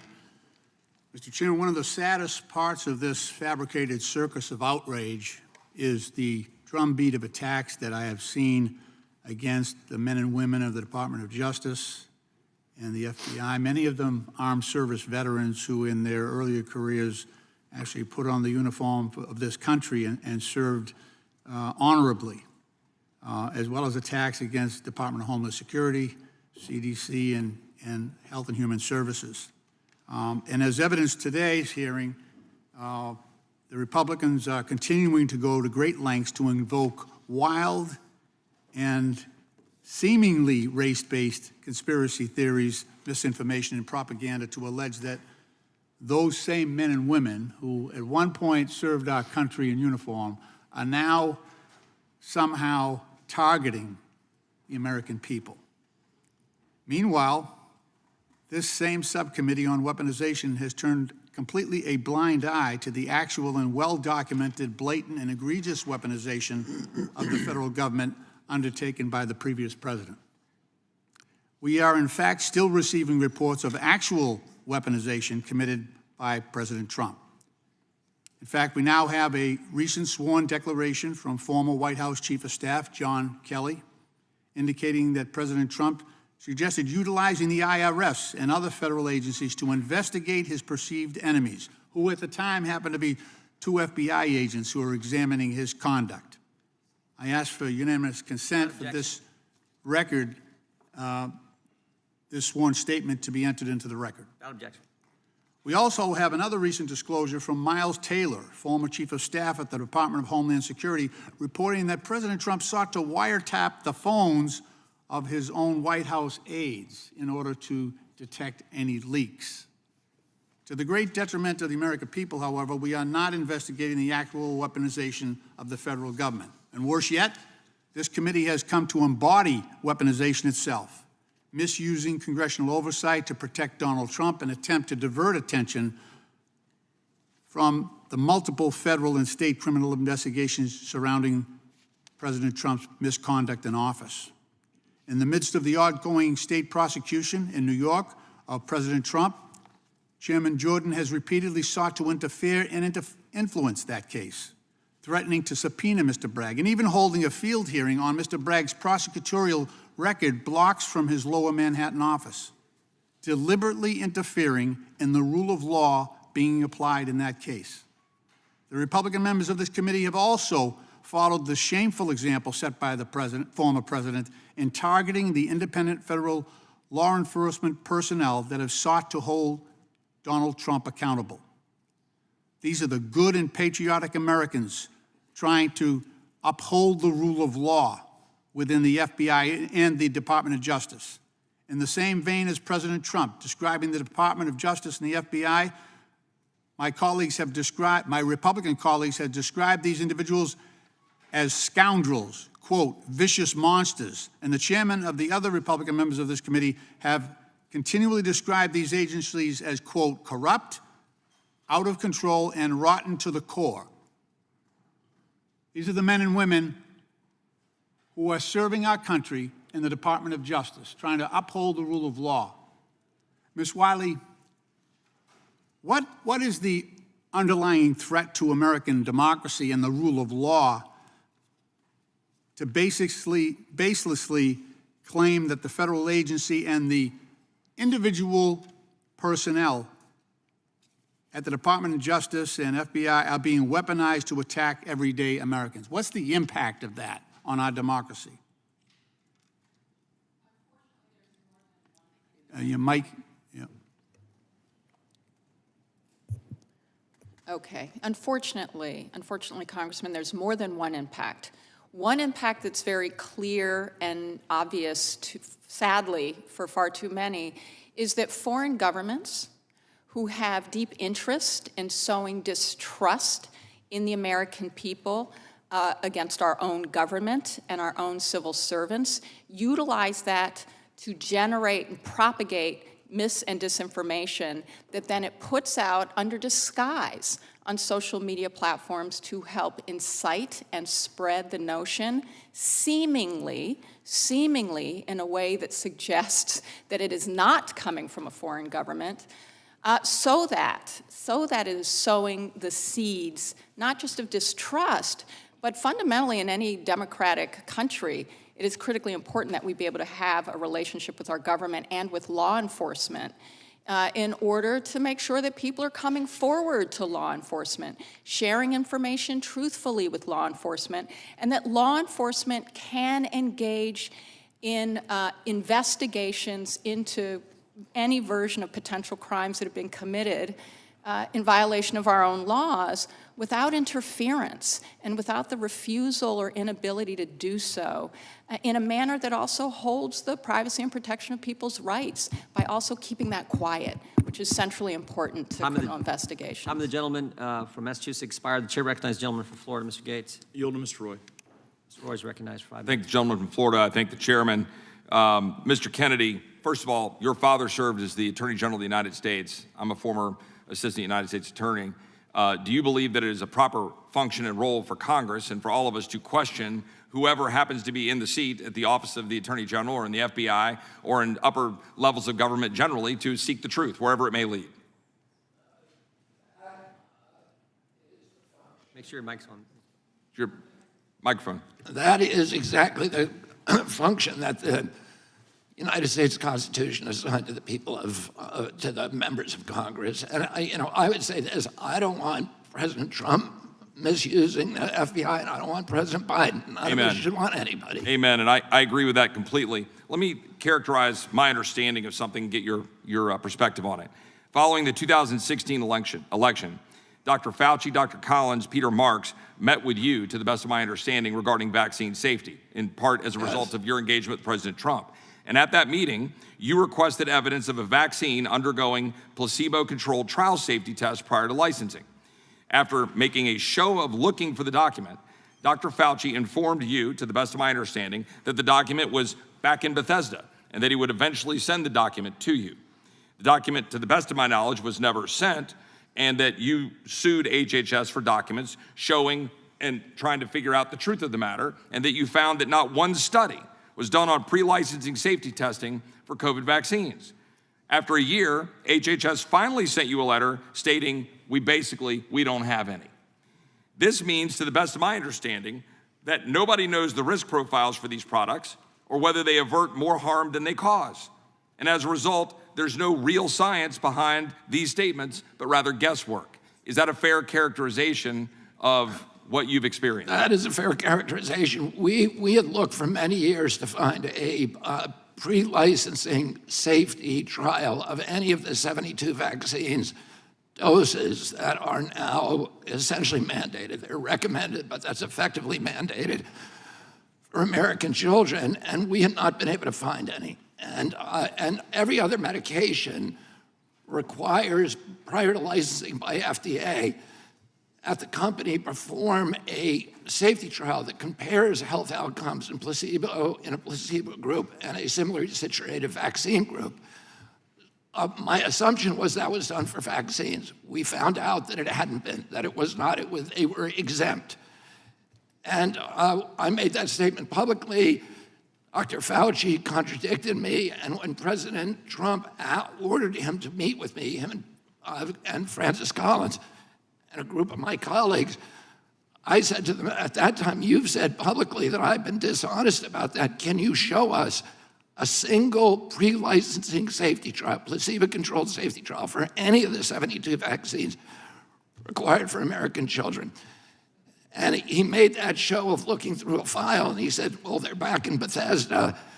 And I said, will you send them to me? And I never heard from him again, so we sued the HHS under the Freedom of Information Law. After a year of litigation, they sent us a letter which is posted on CHD's website that acknowledges that they are now not able to locate a single pre-licensing safety trial, placebo-controlled for any of the vaccines that are now mandated for children. These are zero liability vaccines. And so if I might interject in just limited time, and I hope you can expand on that further. I know my friend from Kentucky, Mr. Massey, will probably expand on this later, but your uncle, Senator Ted Kennedy, was a pretty strong opponent of sweeping immunity from liability for manufacturers of vaccines, and did he not introduce an amendment to repeal the so-called PrEP Act, the Public Readiness and Emergency Preparedness Act, when he was a senator? Yes, he did, and the immunity which was passed in 1986, neither the Republicans or Democrats wanted it. Ronald Reagan at that time, who signed the bill, said, and Wyeth was the company that was pushing it, and they were saying that they were losing $20 in downstream liabilities for every dollar that they made in profits from vaccines. They were going to get out of the business if they were not granted immunity. Ronald Reagan said to them at that time, why don't you make the vaccines safe? And Wyatt said, because they're unavoidably unsafe, which is true of most medicines. I'm not anti-vaccine, but I think we need to be honest and we need to have good science. That's all I've ever argued. And closing out my time here, I would just say this. My father had polio. I understand the ravages of that disease. I'm grateful that we have the opportunity to have the polio vaccine, but I also want the truth being sought. I want to know the health impacts of the polio vaccine going forward and every other vaccine that's being administered. And I'll just close by saying and asking, I know that this is informed by a great deal of conversations you've had with mothers and moms who came up to you, and if you could expand on that, I'll yield back. Yeah, I mean, I was dragged kicking and screaming into this space because I was confronted by, when I was touring the country on suing companies about mercury in fish. And by the way, people, I spent 30 years trying to get mercury out of the fish in this country, and nobody ever called me anti-fish. At that time, we were trying to get mercury out of vaccines because mothers were coming and saying, my child was injured by the vaccine. These were many, many hundreds, literally, of mothers with intellectual disabilities. And they said, nobody's listening to us. The Democrats aren't listening to us. The Republicans aren't listening to us. And I felt like I should listen to them and actually read the science. And that is what got me down into the time. And by the way, it's the worst career decision I have ever made. Time of the gentleman. Thank you, Mr. Kennedy. You'll back. Time of the gentleman expired. The gentlelady from California is recognized for 5 minutes. Thank you, Chairman and Ranking Member Plaskett. During the height of the COVID-19 pandemic, anti-Asian hate and violence skyrocketed as some racists blamed a virus coming out of China on all Asian Americans. Since March of 2020, Stop AAPI Hate, a nonprofit organization aimed at tracking and addressing anti-Asian hate, reported more than 11,000 anti-Asian acts of hate and violence. This same report found that 49% of Asian Americans and Pacific Islanders have experienced some form of discrimination. These acts of hate include Asian Americans being beaten, spit on, screamed at, and even killed. And the increases in these types of attacks during COVID accompanied a slew of anti-Chinese sentiments related to the virus, like calling it the quote-unquote China virus and even disgustingly quote-unquote Kung flu. Many Asian Americans were harassed, physically accosted, and told that they quote-unquote created the virus. Yet one of our Republican witnesses encourages this appalling rhetoric and promotes anti-Asian hate with dangerous and unfounded claims. Just last week, Mr. Kennedy suggested COVID-19 was a bioweapon and said it was, quote, targeted to attack Caucasians and Black people, end quote, and that, quote, the people who are most immune are Ashkenazi Jews and Chinese, end quote, suggesting that the Chinese people didn't suffer like others during the pandemic. Despite asserting that he should become their president, Mr. Kennedy seems to disregard the correlation between anti-Asian rhetoric and violence. Ms. Wiley, do you frequently work with minority communities, including Chinese American or other Asian American communities? I do. And do you think Mr. Kennedy's theory is racist? I think that Mr. Kennedy's statements fuels the theories that suggest that there's a biology to race and that therefore we can actually identify people and communities as possibly either being benefited by or being people who are not sharing the same interests and needs as the rest of us. And yes, that has served to drive hate and bias, and sadly, including violent incidents. Now, it was said earlier in this hearing that Mr. Kennedy is a smart man. Now, so far as I know, he does not have any specific education or training in medicine. He is not an epidemiologist, one who studies infectious diseases. He has never conducted clinical trials in a professional setting. He has never done scientific research in a professional laboratory and published scientific findings in a peer-reviewed publication. Ms. Wiley, what kind of harm does someone with absolutely no medical training or knowledge do when they espouse unfounded anti-Asian vaccine theories during a fraught time like COVID? One of the things that happened in this historic pandemic was that there was certainly a need to get on top of very quickly what the science said. I am not a scientist either. And so what social media platforms did was go and speak to government agencies because their own policies, their own user agreements required them to look and figure out what the facts were so that they could assess what was responsible and what was not responsible to post. I say that because it was incredibly important to ensure that people were getting real-time information as possible, but also ones that really demonstrated what all of us need, rather than where and how we should ascribe blame or where and how we should consider who benefits and who doesn't, because we were all harmed. But I say this in part because it was the social media platforms themselves that reached out to government agencies, including Health and Human Services and CDC, to get that information.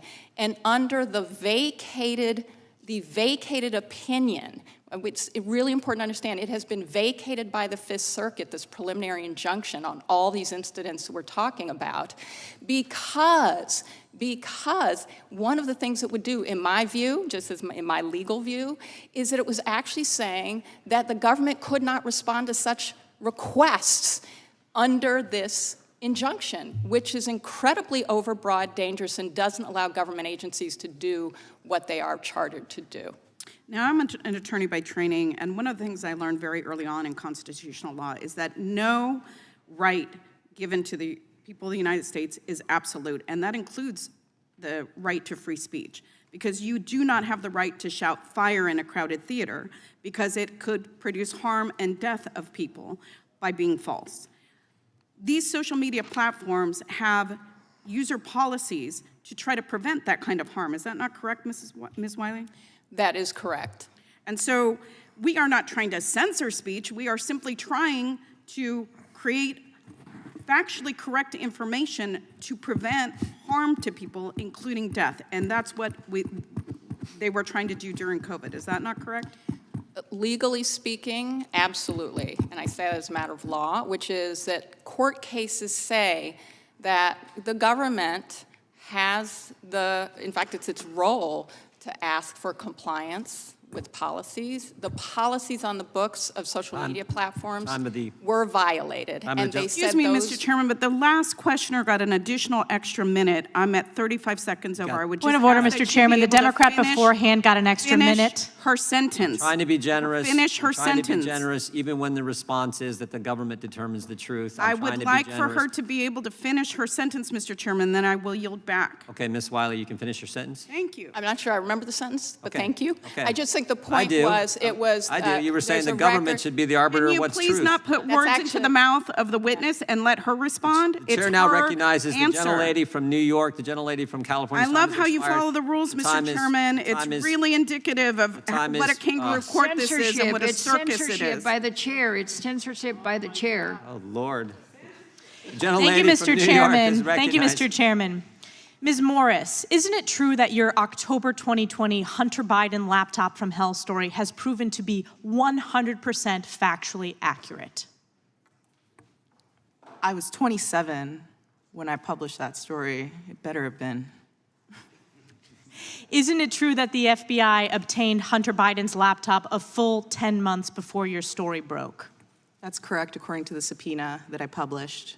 Isn't it also true that we now know that the FBI's Foreign Influence Task Force coerced social media companies into an alleged forthcoming Russian, quote, hack and leak operation, and as a result, illegally censored the Hunter Biden laptop story? Isn't that true? Yes. And this forced censorship by government agencies like the FBI was paid for by the taxpayer, since the taxpayers fund the FBI. Isn't that true? Yes. And Hunter Biden's laptop from hell, it has everything. It's a hellhole and cesspool of corruption and criminal conduct. It has hard drugs, prostitution, pornography, money laundering. It has Biden family shell companies, communist Chinese, corrupt foreign government deals for tens of millions of dollars in exchange for access to the Biden family. The Hunter Biden laptop from hell has all of this, correct? Yeah. And the American people are smart. They know that this was not a hack and dump. This was illegal government censorship to protect and prop up Joe Biden on the eve of the 2020 election. And according to polling, of people who were now made aware of the Hunter Biden laptop story, 53% would have changed their vote, including 61% of Democrats. So do you agree that the censorship of the Hunter Biden laptop story was determinative in the 2020 election, Ms. Morris?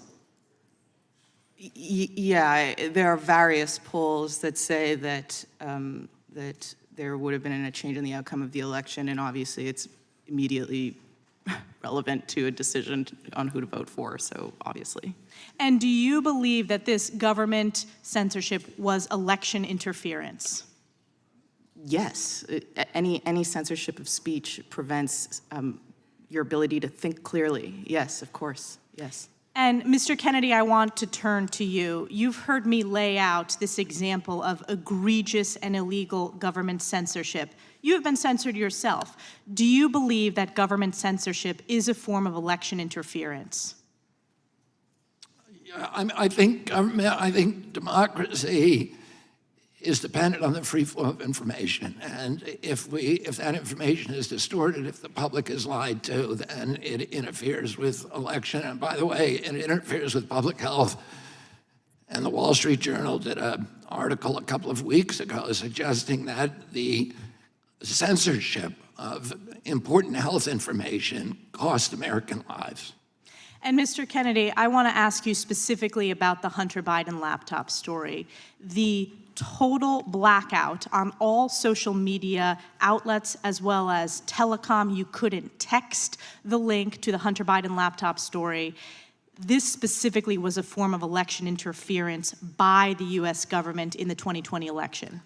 I don't know enough about it. I know that there was censorship on that story and other stories that, presumably could have changed people's minds about the election. And we know the polling demonstrates that now. People have said they would have changed their vote had they been made aware of the Hunter Biden laptop story. Isn't that correct? I'm not aware of that, but I'm not surprised. Mr. Sauer, I want to turn to you. I want your reflection on this form of government censorship, specifically in the 2020 election, as a form of election interference, and what I believe is some of the, most egregious political scandals that, I will live through in my lifetime. Mr. Sauer, what are your reflections?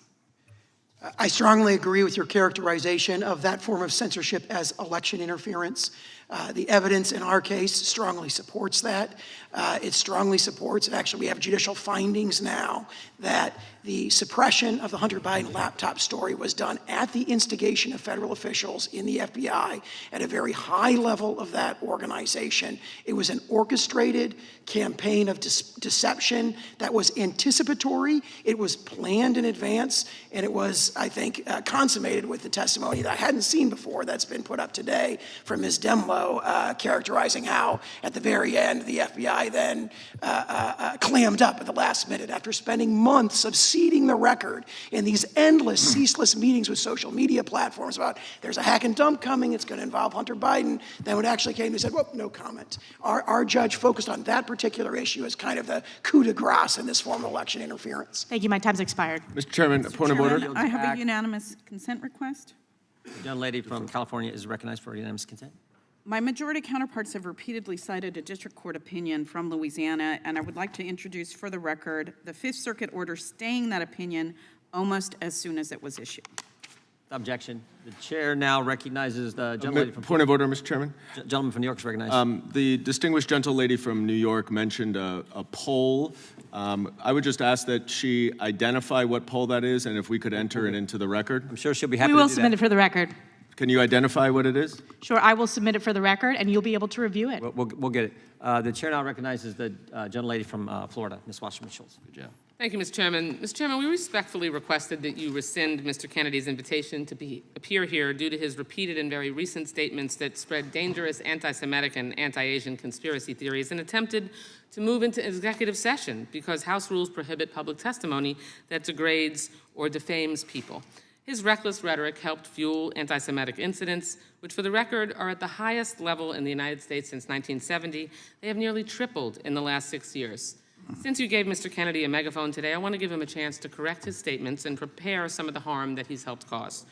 Mr. Kennedy, you're well educated, so yes or no, please. Are you aware that for centuries Jews have been scapegoated and blamed for causing illnesses like Black Plague and more recently COVID? I am. Those are known as blood libel, and they are one of the worst and most disturbing parts of human history. Good. I'm glad to know that, of course, that you acknowledge that. Of course, it's true and well documented that this pernicious form of anti-Semitism led to centuries of discrimination, even horrific pogroms and massacres, and it still fuels deadly violence today. Yet last week, you floated a baseless conspiracy theory that the coronavirus was bioengineered to target Caucasians and Black people, but to spare Ashkenazi Jews and Chinese people. Mr. Kennedy, your bizarre, unproven claim echoes that same historic slander of labeling Jews and Chinese people as a race, and that Jews, and in this case Chinese people, somehow managed to avoid a deadly illness that targets other groups for death. You do see that, yes or no? You're misstating. No. I quoted what you said earlier, and it is directly what you said. So just ask me yes or no. I was describing an NIH-funded study. No, you didn't cite any. I was describing an NIH-funded study by Cleveland Clinic scientists. Reclaiming my time. You did not reference reclaiming my published time. in USC Mr. Medical, Chairman, which is one. mine. The time is mine. I'm reclaiming it. Please ask the witness to stop talking. You asked me a I- question. Reclaiming. Allow me to my answer time. my question. Mr. Chairman, I'd like about 10 seconds the back. time You are belongs. slandering me Time belongs to the- incorrectly. the time belongs to You're the- saying it's dishonest. Time and belongs I to the need gentlelady a from time to Florida. defend myself. Mr. Time Chairman, belongs to the gentlelady from Florida. I'd like 15 seconds back. We will Mr. be happy to Chairman. give you that. Thank you so much. You did not cite any study like you are citing here now during that conversation. You referenced no study at all. You simply labeled Jews and Chinese people as a race, and you also said that somehow they managed to avoid a deadly illness that targets other groups for death. You don't see that? You're trying to rewrite history here. A few months ago, Mr. Kennedy, you compared COVID public health policies to barbaric, murderous tactics of Nazi Germany, saying that Jewish people in Nazi Germany had more freedom than Americans facing COVID health restrictions. In hindsight, Mr. Kennedy, do you reject this absurd and deeply hurtful and harmful comparison, or do you still stand by it? Congressman, what you are saying I'm is a lie. That you said it. I did not. I never contained. Okay. I never, ever Mr. Chairman, I'm compared happy to COVID enter into the record when Mr. countermeasures. Kennedy said that. I reclaim my time. In discussing COVID public health measures, you made light of the genocide against Jewish people by saying, and I quote, even Hitler's Germany, you could cross the Alps to Switzerland, you could hide in an attic like Anne Frank did. Mr. Kennedy, do you think it was easy for Jewish people to escape systematic slaughter of Nazis, yes or no? Absolutely not. Okay, good. Mr. Kennedy, do you think it was just as hard to wear a mask during COVID as it was to hide under floorboards or false walls so you weren't murdered or dragged to a concentration camp? Yes or no? Excuse me? That's a question, yes or no? I didn't hear your question. Okay. I said, do you think it was just as hard to wear a mask during COVID as it was to hide under floorboards or false walls so you weren't murdered or dragged to a concentration camp? Of course not. That's Okay. ridiculous. But that's a comparison that you made. I did Mr. not Kennedy, make that were the measures comparison. were the measures taken to contain the spread and fatalities related to COVID in any way at all comparable to the murder of 6 million Jews, yes or no? Absolutely not. Okay.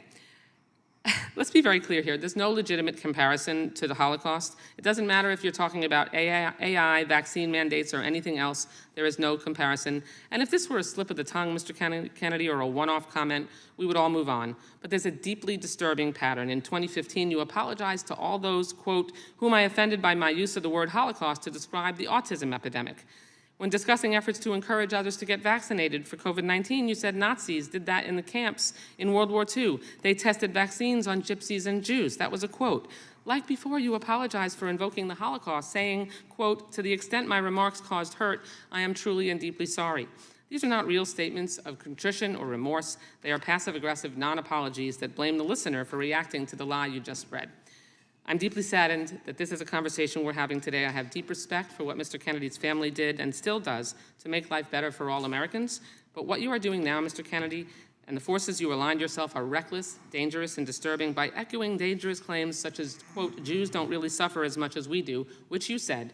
Your rhetoric creates a climate of mistrust, antagonism, and even hatred or violence against Jewish people. My own children have been the targets of brutal anti-Semitism on social media. You fan those flames and jeopardize their safety. You've marginalized other groups too, like Asian Americans and the LGBTQ plus community. And worse, you don't seem to care or brush it all off to misquotes and misunderstanding.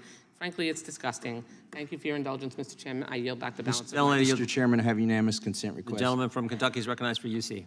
I ask unanimous consent to introduce into the record a study that Mr. Kennedy just referenced, new insights into genetic susceptibility of COVID-19.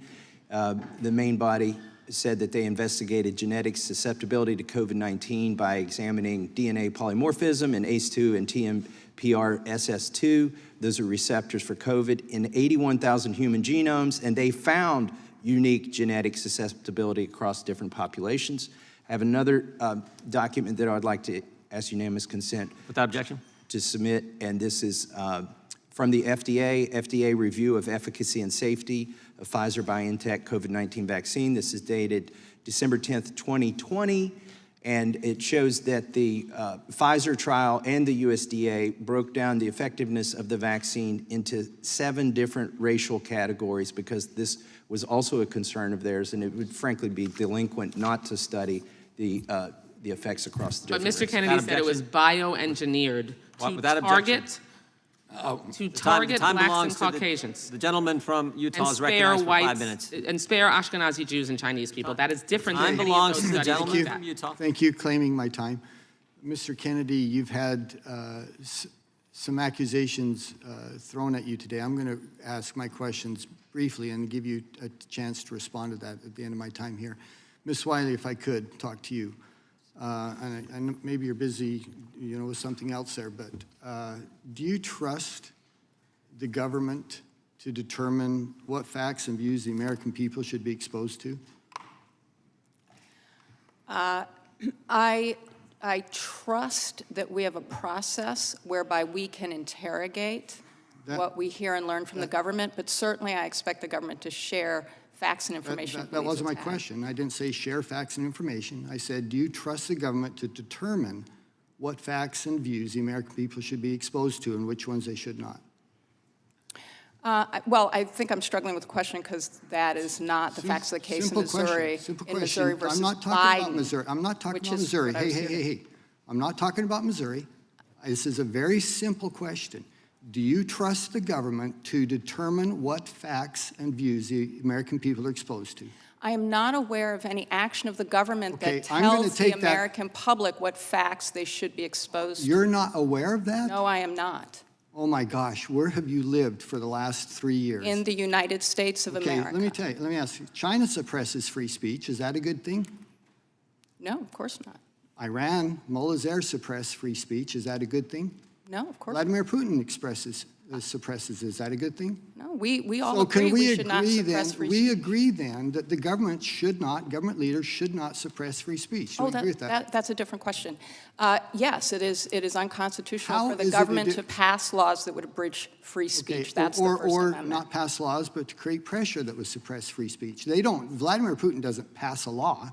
Yes. He exerts his force and influence to suppress free speech. Yes, the case law says that the government cannot coerce private entities. And we agree that's a bad idea, don't we? Yes, and I would absolutely agree when We Donald agree Trump, then the government when Donald shouldn't- Trump wait, threatened social media companies with federal regulation shutdown, that was coercion. That's not my question. Oh, I know, but I think it was consistent to show that we Here's my agree. question for you. We agree the government shouldn't be responsible for restricting views that the American people are exposed to. We agree on that, right? You wouldn't answer it at first, but it's clear that you do agree with that. That's a different question. Okay, so to my question, do you agree with it or not?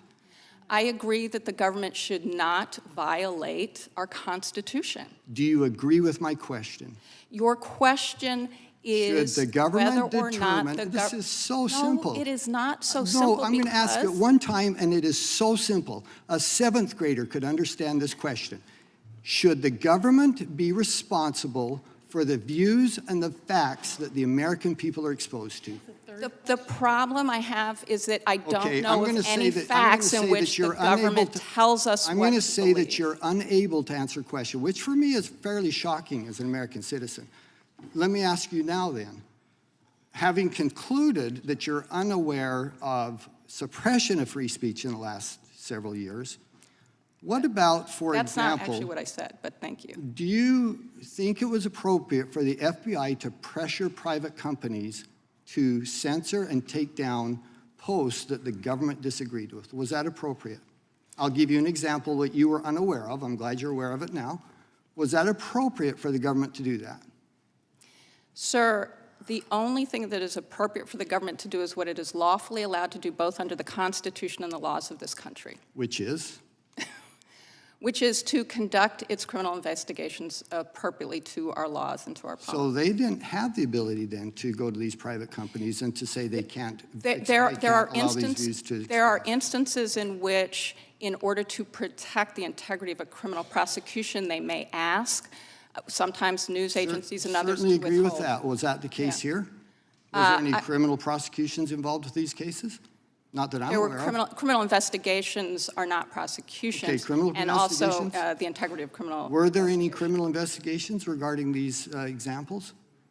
Which examples are those, sir? For example, anything regarding the Hunter Biden laptop? Well, there are lots of things that have been said in public media about Hunter Biden's laptop. There was a criminal investigation, in fact, a plea in that case. Does it bother you that 51 former intelligence officials made a determination that the Hunter Biden laptop was Russian disinformation, which they admit, by the way, They had no evidence at all that that was true. Zero evidence that that was true. Does that bother you they did that? What bothers me tremendously is that while there are a lot of things we should be talking about with regard to whether or not the government at times exceeds its authority, that includes whether or not government exceeds its authority when it tries to censor or interfere with research or research institutions, where any White House official such as Donald Trump actually threatens the full power of the federal government, including the threat to shut down social media because they put a fact-check label on a tweet. Expired. Mr. Chairman, I have a unanimous consent request. Gentlelady from New York is recognized. I'd like to submit for the record TIP Insights, a New Jersey-based Institute of Policy and Politics poll conducted of over 1,000 adults between August 2nd, August 4th of 2022 showed that 8 in 10 voters, if they were made aware of the Biden laptop, that would have been determinative in changing the outcome of the election. It also demonstrates that 61% of Democrats, including this poll, would have changed their vote. Submitted for the record. Without objection, thank you. The gentleman from Virginia is recognized for 5 minutes. Thank you, Mr. Chairman. I've been in this Congress 15 years, and I never thought we'd descend to this level of Orwellian dystopia.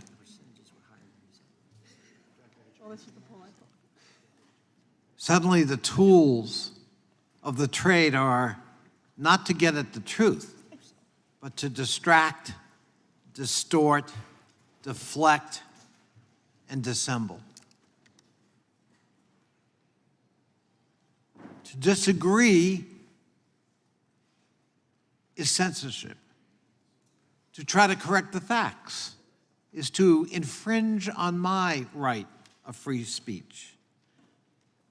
Of course, it only works one way. The name of Dr. Fauci has been invoked. I'd love to have him here as a witness to describe his travail in being censored. But of course, with that right-wing censorship comes intimidation and threat and intimations of violence.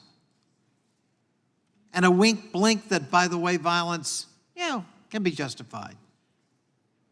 The violence, for example, here on January 6th has been explicitly excused by some of my colleagues on the other side of the aisle as a bunch of tourists who got a little out of hand, a little overexcited.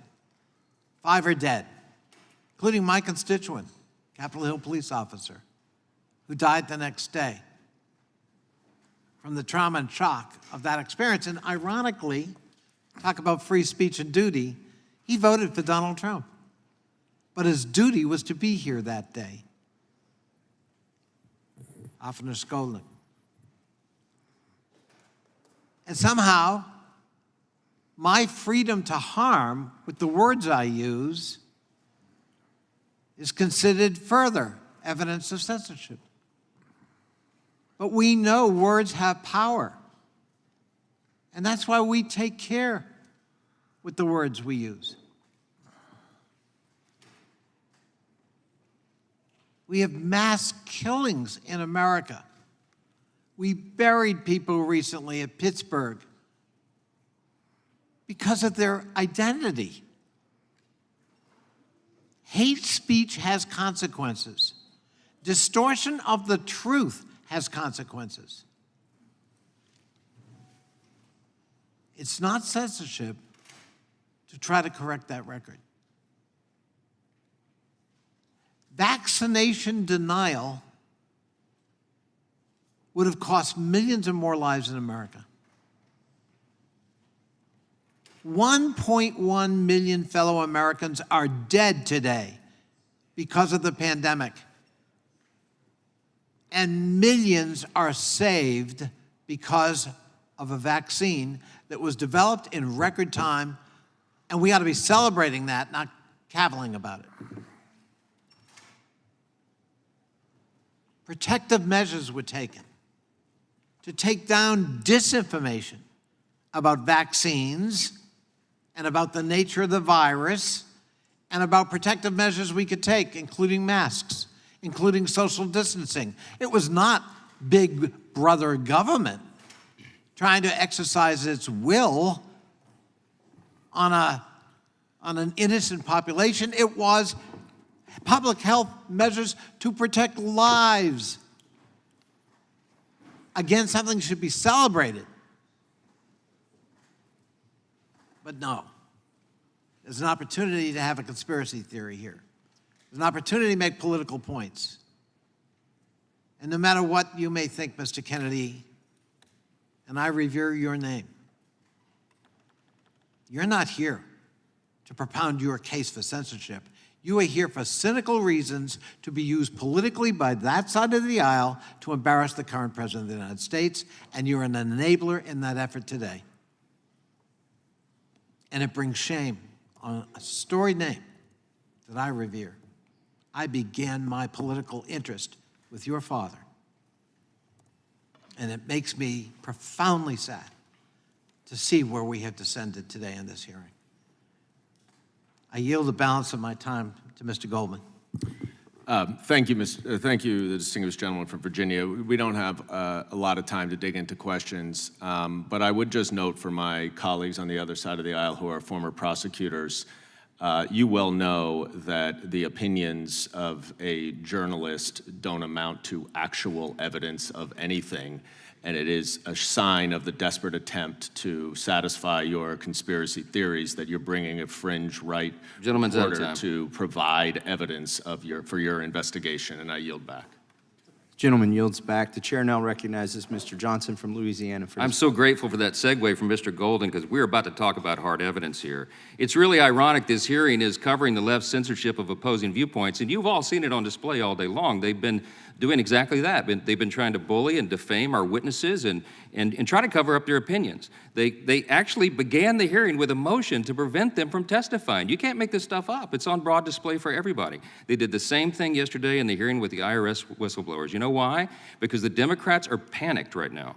They're panicked because it's impossible to cover up the inescapable conclusions of the last few weeks. Let me give you two of them. First, one, the hard evidence, Mr. Goldman and everybody else, now proves that the Biden family is hopelessly corrupt and has apparently engaged in a long pattern of extortion, bribery, influence peddling, and tax fraud, and staggering abuses of power. And number two, we're highlighting here today that we now know that a growing list of the most important executive branch agencies of the Biden administration are in on it. They've also been corrupted. They've been weaponized to help cover all this up, the first family's crimes. When we summarize all this stuff, it sounds like a premise of a dystopian novel or something, but it's actually happening right now on our watch. This is not conspiracy theories, this is evidence. Our hearing today is to put a spotlight on one more of these incredible avenues of unprecedented corruption and government cover-up. And here again, a federal court has just affirmed all that hard evidence. It proves that the White House, the Department of Justice, and the FBI, among other agencies, threatened and coerced the social media platforms to censor and suppress disfavored viewpoints and conservatives' social media posts online. I'm grateful we have with us today two individuals, Mr. Kennedy and Ms. Harris, who were directly impacted by that censorship, and the third, Mr. Sauer, who we're about to speak with, serving as lead counsel in the landmark lawsuit against the federal government on this issue. Let's talk facts. The American people are not aware of the magnitude of this case, Mr. Sauer, and its profound implications because most of the mainstream media is in on it too, and they're trying to bury the story. In brief, in May of last year, the attorneys general of my state, Louisiana, and the state of Missouri filed suit in U.S. District Court of the Western District of Louisiana. This blatant censorship. They went after the blatant censorship by the Biden White House in 9 of its federal agencies. 2 weeks ago on Independence Day, the district court issued a truly extraordinary 155-page court opinion, a ruling granting the plaintiff's request for preliminary injunction. Mr. Sauer, your lead counsel in that litigation. You referenced some in your opening statement, but let's do it again here because they don't seem to be paying attention. Can you give a summary again of some of the key components of that opinion and the basis for it? I know you mentioned there were 82 pages of detailed factual findings, right? That is correct. 82 pages, 577 citations of the record evidence. That evidence is drawn from about 20,000 pages of the government's own communications with social media platforms and 6 full-length depositions of senior federal officials with firsthand knowledge of federal censorship practices. It's absolutely staggering. And now they've tried to bury this and say, well, the Fifth Circuit entered a temporary administrative stay. They granted an expedited briefing and oral argument, however, for August 10th. What's the impact of that? Isn't that routine practice in the Fifth Circuit? That's a direct quote from the recent Fifth Circuit decision, N. Ray Abbott, which is cited in my written testimony. It's legally incorrect. clearly legally incorrect to describe them as vacating the injunction, which has happened multiple times today. They That either is don't not know right. the law or, I don't know, they're trying to obscure the facts. That's a theme around here. The White House and the fellow Democrats disputed almost none of the factual findings in the court. Isn't that right? So far, we've had 2 emergency stay motions from the Department of Justice, one in the district court, one in the Court of Appeals. And what really struck me in reading those is they just don't dispute those 82 pages of factual findings. Almost none of them are directly disputed in what they've filed so far. So at the very beginning of this lengthy opinion, the court explains the staggering scope of the government censorship uncovered here. At page 2, the court explains, quote, if the allegations made by the plaintiffs are true, the present case arguably involves the most massive attack on free speech in United States history. The court called it dystopian, Orwellian. How broad has this attack been? How many Americans have been censored, do you think? There's judicial findings again and again in the opinion of millions of American voices silenced by these efforts. And it had profound impacts. We know, we just saw the poll and the data that's been entered here, facts, not conjecture, that it probably changed the outcome of the election. The court noted that they suppressed, among other topics, the Hunter Biden laptop story. And the court noted, not you, not me, not Republicans, that millions of Americans were not exposed to that story. Had they been, we know they might have voted differently. We'll never be able to unwind history, but wow, I mean, the profound impacts. What are some of the other categories of speech that the government suppressed with its unconstitutional scheme? Well, the court made findings on that. I just quote them: opposition to COVID-19 vaccines, opposition to COVID-19 masking and lockdowns, the lab leak theory of COVID-19, opposition to President Biden's policies, statements that the Hunter Biden laptop story was true, opposition to the policies of government officials in power. All were suppressed. And that's just some examples, many other examples in the court's findings and in the discovery in the case. I so wish I weren't out of time. I yield back. The gentleman yields back. The chair now recognizes Mr. Allred from Texas for his 5 minutes. Thank you, Mr. Chairman. I yield my time to Ms. Plaskett. I thank the gentleman from Texas. Mr. Kennedy's and others here are claiming that they've been censored, but they actually have a huge megaphone. The rules that my colleague tried to bring up are rules that the Republicans made at the beginning of this Congress. They did not allow the Democrats to be part of that. And one of those rules was that if information or testimony might potentially defame an individual, that we would go in executive session. No one was trying to stop him from testifying, but not to give him the megaphone that this group has allowed him to have. I also note, in terms of censorship, that the far-right media has already issued articles about me playing the race card. The race card is something that's often used against Black people for bringing up when they see race hatred being propagated against them. And it's a means to try and keep us quiet and keep us in our place. Oh, you're playing the race card by bringing up what is obvious in our lives, what is obviously happening, race. And so you can keep saying I'm race baiting and try and censor me, but I'm going to continue to tell the truth. I want to be abundantly clear about what else is happening in this room. The MAGA Republicans are trying to scare social media companies into not taking down blatantly false information in the lead up to our 2024 presidential election. Chair Jordan knows, as we do, that when conspiracy theories succeed, so does Donald Trump. Russia interfered in our 2016 election, they attempted in our 2020, and they're going to try to interfere in the 2024 presidential election. We note that Russian trolls sought to suppress the Black vote by unleashing a torrent of social media posts designed to stoke racial tensions and spread incorrect voting information. In 2021, our national intelligence agencies found that proactive information sharing between the government and social media companies facilitated the expeditious review and, in many cases, removal of social media accounts covertly operated by Russia and Iran. Ms. Wiley, if the government is not able to proactively share information with social media companies in 2024, what is likely to have be the ramifications? And I'd ask that you make your answer as succinct as possible because there's a lot of information I need.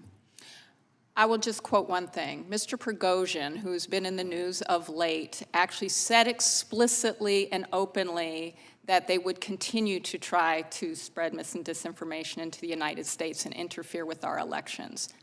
Thank you.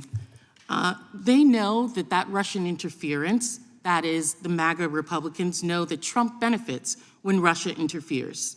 The super PAC that supports, the same super PAC that supports Mr. Kennedy and has raised significant funds on his behalf is run by a man named Jason Bowles.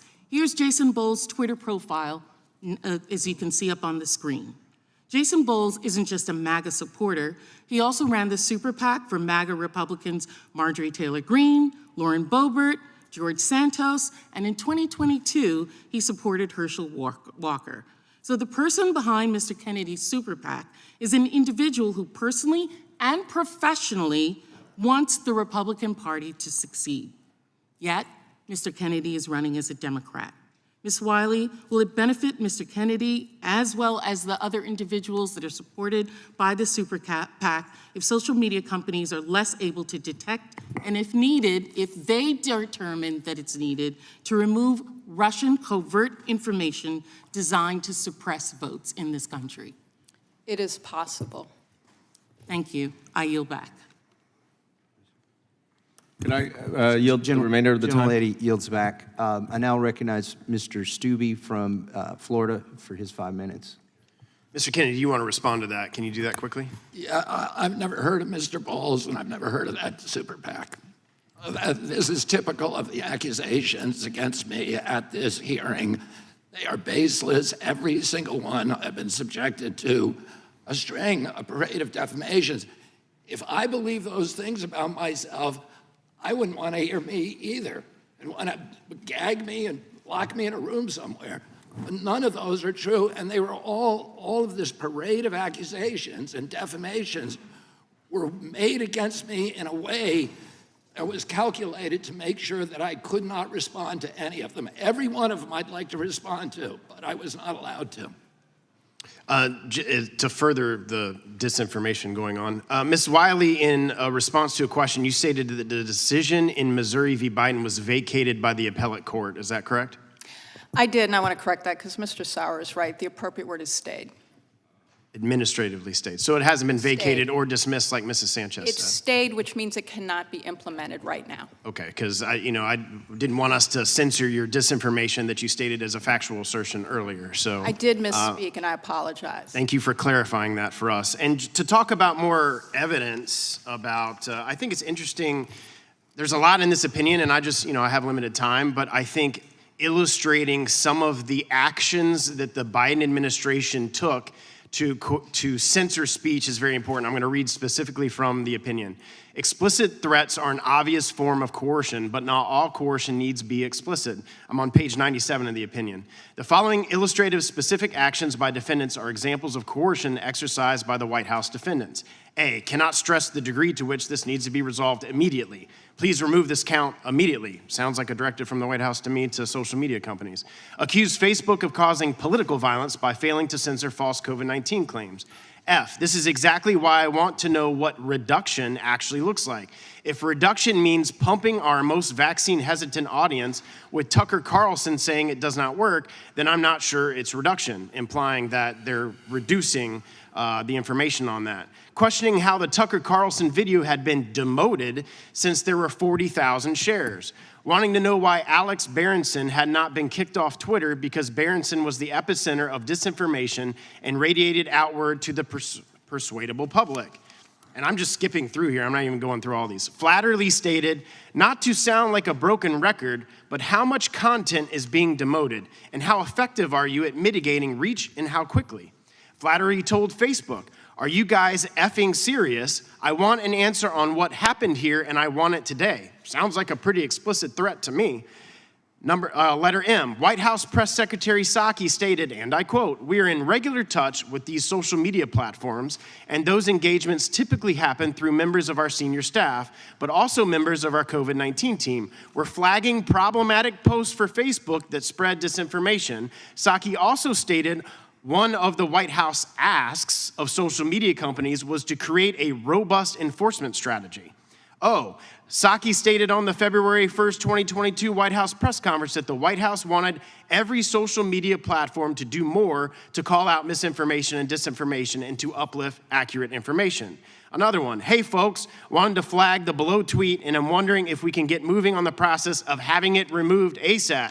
Sounds like a pretty explicit demand from the White House to me. Again, quoting the opinion. These actions are just a few examples of the unrelenting pressure the defendants exerted against social media companies. This court finds the above examples demonstrate that plaintiffs can likely prove the White House defendants engaged in coercion to induce social media companies to suppress free speech. Mr. Sauer, in the limited time that I have, can you just comment further on, these are just some of the highlights that are in the opinion, and illustrate to us all of the evidence of the White House censoring the American public and working with social media companies to accomplish that? It's very telling that the judicial findings are quite specific on the specific threats. So there's several ways you can violate the First Amendment if you're a government official. One is coercion, one is significant encouragement, one is joint participation where you've insinuated yourselves into private decision-making. The court found all of those present here. And with respect to those White House communications, there's a series of specific judicial findings that these statements were threatening. They were threatening adverse legal consequences. There's multiple findings, for example, that White House spokesperson Psaki's public statements explicitly linked the threat of adverse legal consequences to the White House's demands for censorship, which we didn't know at the time, but now know were being very aggressively peppered on the social media platforms while she was making those public statements. So you have public statements from the White House. Also, White House Communications Director Bedingfield, there's a very specific judicial finding on that. Threatening adverse legal consequences in public if there's not greater censorship. And in private, you've got Rob Flaherty, Andy Slavitt, other White House officials saying, take this down, do more to take down borderline content. Time of the gentleman has expired. Mr. Chairman, I have unanimous consent request. Gentleman from Louisiana. There's a lot of talk about this preliminary injunction, so I'd like to enter into the record a 155-page court opinion, the memorandum ruling on a request for preliminary injunction in the matter of State of Missouri and Louisiana v. Biden from the U.S. District Court, Western District, Louisiana, Monroe Division, and also the Fifth Circuit's administrative stay, which does not address the merits. I yield back. Without objection. Mr. Chair, I'd like unanimous consent to enter into the record an article that states RFK Jr. Super PAC has deep ties to Marjorie Taylor Greene, George Santos, which discusses the Super PAC titled Heal the Divide, which states that only Robert F. Kennedy Jr. can unite the nation and start healing America, and also discusses Mr. Kennedy's discussions with Mr. Trump about working in his administration. Without objection, the chair now recognizes the gentlelady from Texas, I believe is that the cue? Thank you. Ms. Garcia, you recognize. Thank you, Mr. Chairman. And I live in Houston, but I was born and raised in rural South Texas. And shamefully, rural South Texas and all of rural Texas has been utterly devastated by COVID-19. In fact, only 56% of rural Americans are fully vaccinated versus almost 70% of their urban counterparts. And we know that being unvaccinated makes you up to 17 times more likely to die of COVID compared to people who are vaccinated and boosted. A recent study found that nearly 2,000 lives could have been saved in Texas if it had reached the vaccination levels of places like Vermont or Connecticut. However, today, despite the horrific COVID-19 tragedies, and thank you for describing those refrigerated morgues, if you will, because that was horrible to even see, but I'm sure there are some deniers, just like that deny the climate that even happened. But these tragedies have also plagued rural South Texas, and families all around the country, but yet we give a platform to one of the biggest spreaders of anti-vaccine propaganda in the country. He has claimed that vaccines have caused widespread death. They have not. He has claimed that vaccines are unsafe for pregnant people. They are not. He has claimed that vaccines cause autism. They do not. He has even suggested that vaccines implant government-controlled microchips into patients. They do not. As crazy as Mr. Kennedy's theories are, he has been able to effectively spread false medical information throughout our communities, due to his prestigious family's name, his deep pockets, and his websites that publish patently false health and medical information. By inviting him here today, extreme MAGA Republicans elevate a man who tells others that vaccines aren't safe, but vaccines his own children for protection. And it was noted earlier, even asked guests to his party to be vaccinated. 3 billion lives were saved by the COVID-19 vaccine. And if anti-vaccine advocates like Mr. Kennedy did not continuously flood our communities with false health and medical information, more lives could have been saved.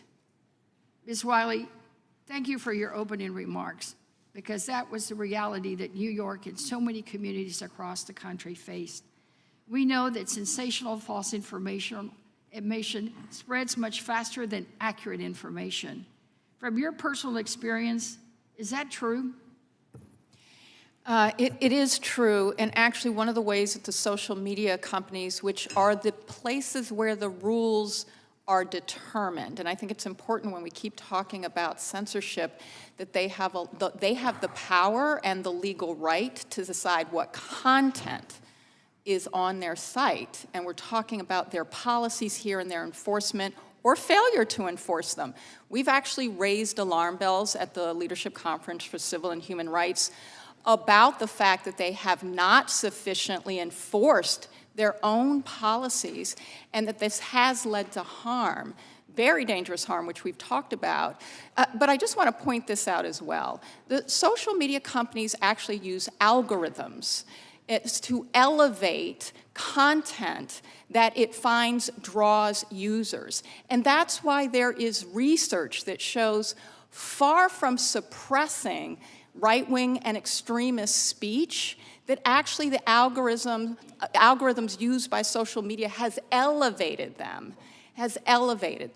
And that's true from the New York Stern School that has a study out from 2021. That testimony, I think, has occurred in Congress. But even Twitter's own analytics shows that it has elevated conservative speech, which, by the way, that shows, and that research shows that while we're sitting here talking about this as if there is somehow a targeting of viewpoint, it's actually been about targeting whether or not the content is consistent with the policies of the platforms that they themselves set. So this hearing really is literally putting even more lives at risk for elevating all these, what I think are crazy theories, because as long as all these anti-vaccine theories continue to spread, it makes people not only question the vaccine, but other vaccines. Wouldn't you agree?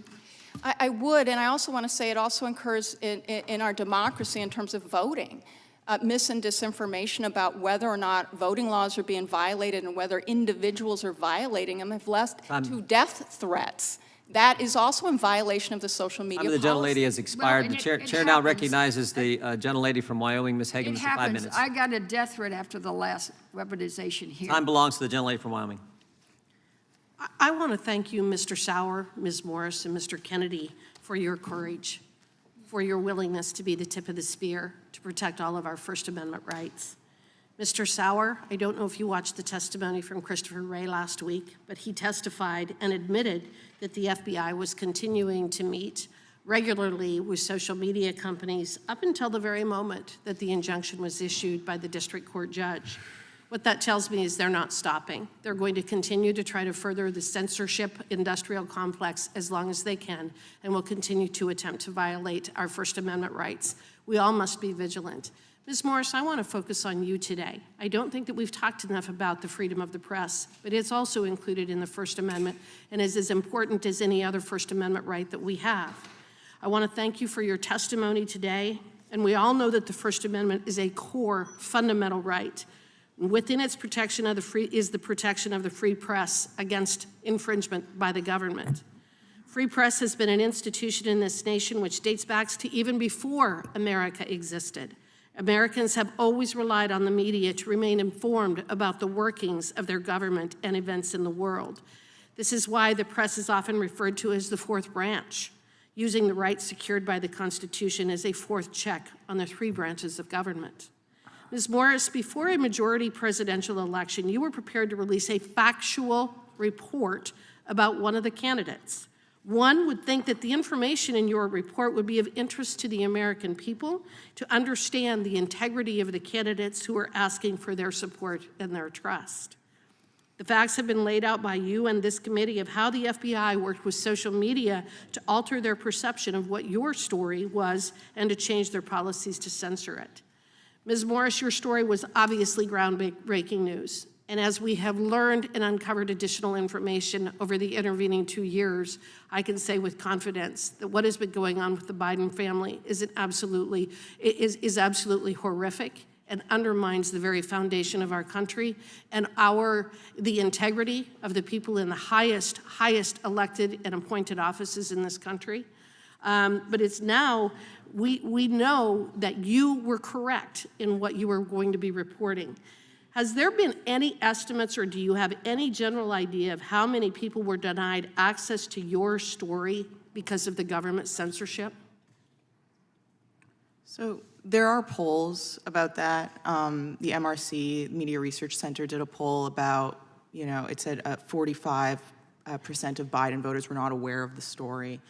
But I think it also is an impossible question to answer, because the thing about the censorship was not only that it was deleted or whatever from Twitter, but also it casted an aspersion on the reporting, on me, that was literally made up. It was made up. And there is a subset of this country where, despite the New York Times, the Washington Post, literally fill in the blank, liberal news legacy outlet that they all trust, they just reflexively think laptop from hell, fake, Russia, whatever. And so the effect of that can't be measured, because these people who are spies, who the country looks at as the ultimate authority of truth, came out and said that this was, there was something wrong with it, so you can't measure the impact of that. And so going back to the legacy media, the Oversight Committee had a very explosive hearing yesterday with whistleblowers from the IRS. Some of our legacy media outlets did not cover the hearing, but they did talk about Taco Tuesday, and they talked about other things that seemed to be of great interest to them, but not the fact that we are uncovering an enormous amount of corruption at the very highest levels in our government. While you didn't know about the FBI's efforts at the time, I would assume that between the Twitter files and what we've uncovered in the Missouri versus Biden case, you now know the role that the FBI played in censoring your work. Do you think the FBI tried to ensure that the American people didn't hear the story in order to change the outcome of the election in 2020? I don't know how to answer that question, because I'm not in their head. I don't know, the reason why. I don't have a head count of how many Biden voters work at the FBI. I can't assign a motive to them. I can just tell you what happened and what we've learned in the 2 years since this blatant, in-your-face censorship event. But we do know that the American public were not told the truth about the Hunter Biden laptop and Joe Biden's involvement with his dealings, foreign dealings. Well, that's it, and that's what pertains to my work and my experience. Thank you. Gentlelady yields back. The gentleman from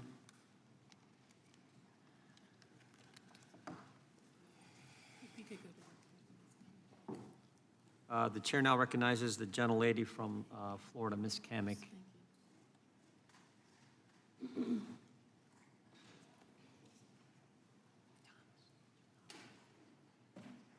My microphone is broken. Oh, your microphone's broken. Maybe you slide over. Yeah. Just slide over here. Sorry, the microphone is broken. Oh, wait, that might work. Okay.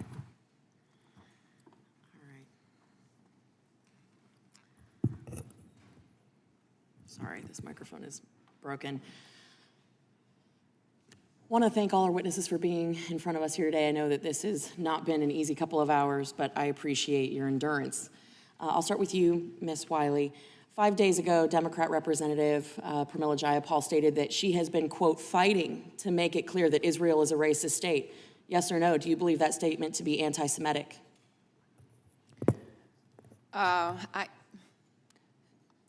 believe that there is a distinction between any just a yes or conversation no. about a government versus a group of people. So do you believe that each of my Democratic colleagues should publicly denounce her comments? Well, and not continue to give her a platform to make statements like Israel is a racist nation? Because essentially that is what is happening here. We are 100% trying to censor one gentleman because one side doesn't agree with his comments. So in a weaponization hearing about censorship, the left is trying to censor, which I think is absolutely crazy. And I have to bring this up. And since the door was opened, I'm deeply concerned about the fact that there were FEC reports brought up. Mr. Kennedy, you acknowledged that you don't know where those came from. You said that you have no affiliation with those. That PAC, that super PAC, I believe. The ranking member said she was deeply concerned about the affiliation. And we seem to have a guilty by association theme going on here. And so I just have to state for the record that I myself am deeply concerned about the affiliation of the convicted sex trafficker, Jeffrey Epstein, of which the ranking member took campaign donation money from. So I think that's the beauty of the First Amendment, is that we have a right to say what we want to say, but we also have the right to be offended. So I just wanted to point that out, glass houses and all. Our Democrat colleague, Mr. Lynch, opened up the door of what does the impact of the continued narrative of weaponization have on the general public? And I think that's really important because what we have seen in the last couple of weeks is irrefutable evidence of the fact that the FBI has not only been systematically working to censor American speech, but they have been facilitating it, and in some cases at the behest of foreign governments.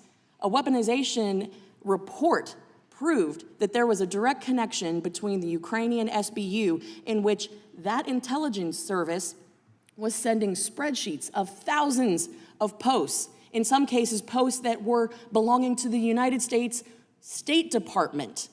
And because we know that the Ukrainian SBU is rife with double agents, the FBI wasn't even vetting the posts. They were simply sending them direct to the social media companies saying, please take these down. So now we have an FBI that is not just saying that they're going to fight foreign interference, they're facilitating it. At one point even suggesting that they put forward a 24/7 channel where the FBI takes requests from a foreign government and filters it right to the social media company to have those posts taken down. And it was across the board, anti-Ukraine, pro-Ukraine. That right there proves that they weren't vetting the posts. That's a problem. We've established clearly with hard evidence that there is in fact a weaponization of the federal government against the American people, and every single day that we do not acknowledge it is a bad day in America.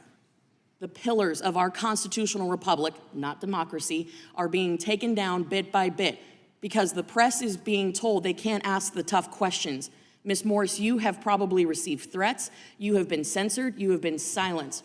Mr. Sauer, you have been before us many times, and you have expressed the pushback, the threats that you have received. Mr. Kennedy, I can't imagine what you receive on a daily basis from both the left and the right.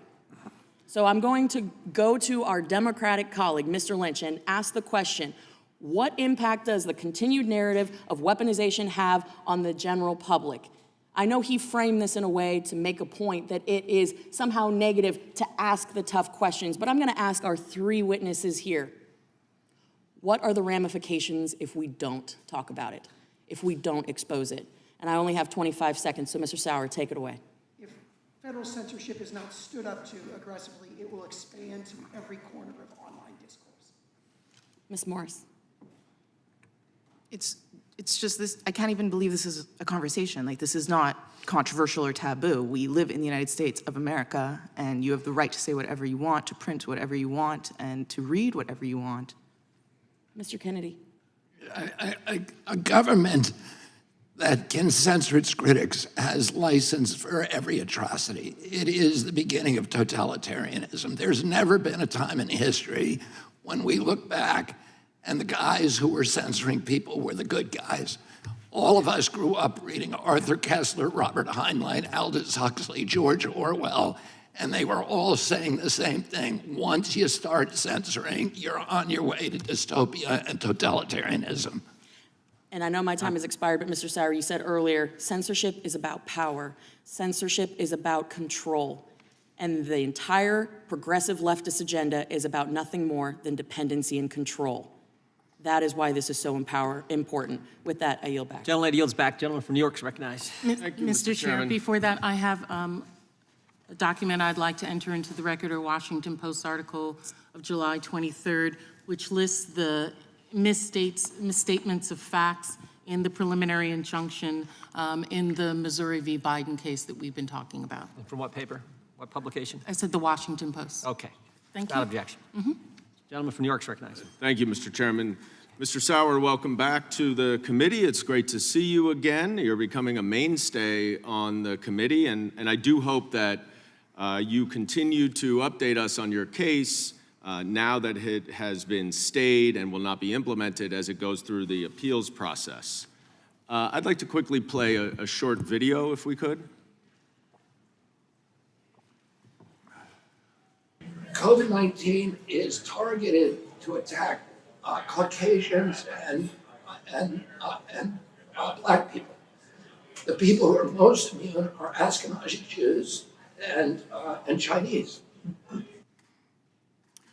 Mr. Kennedy, I have a simple question for you as an early victim of COVID. I actually got it March 10th, 2020. And my question to you is whether you think I should be worried about my genetics as an Ashkenazi Jew because I did contract COVID.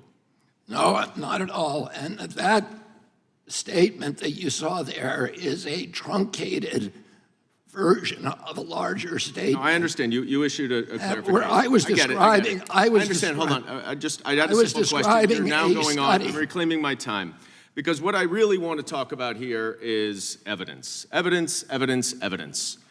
Mr. Johnson was so eager to talk about what he called the hard evidence, and yet all we heard again was him repeating allegations without identifying any evidence. You can repeat all of these allegations as much as you want, but it doesn't make them true. Well, gentlemen, you are not witnesses. I don't have enough time, unfortunately. You are not witnesses to any of this conduct, and just because you say it over and over, it doesn't make it so. And if we're talking about censorship here, which I believe is presumably the reason why Mr. Kennedy is here, the tweet that you've identified was never taken down. Whatever the government may have tried to do, and I don't agree that it tried to do what you said it did, it wasn't taken down. So how can the government actually censor anyone if there's enough freedom within the companies they're talking to that they reject whatever request that the government makes? I want to focus now, Ms. Morris, on the laptop. There's been a lot of talk about the laptop being real, and that is true. There was a laptop, it's a computer, keyboard, screen. It is real, but you never got a laptop before you wrote that story, did you? That's correct. You got a hard drive. Hard drive. And you received that hard drive from Rudy Giuliani, right? Yep. Who had been openly associating with an agent of Russian intelligence in the months leading up to your story. You agree with that, right? I guess. Now, did you do a forensic examination of that hard drive before you printed your story? We had tech people in the Post looking at it, yes. That's a don't- forensic analysis? No, not. I highly what is that? doubt the New York Post has the ability to do a forensic analysis of a hard drive. Ms. Morris, were you the primary drafter of this article? Yes. Bruce Golding was not the primary author? No. Drafter? No. Did he help with the article? Yes. And then isn't it true that he decided to withdraw his name from the byline because of concerns that he had? I wasn't involved with that. Well, isn't it true, whether you were involved in it or not? I don't know the details. But he did withdraw his name from the byline. His name was not published. Right. Well, I'd like to introduce for the record an article in the New York Times that says, the first line is, New York Post front page article about Hunter Biden was written mostly by a staff reporter who refused to put his name on it, two Post employees said. Now, I would note, you also said that this article was determinative of the election, but there was a pause for 24 hours, and there was a tremendous controversy.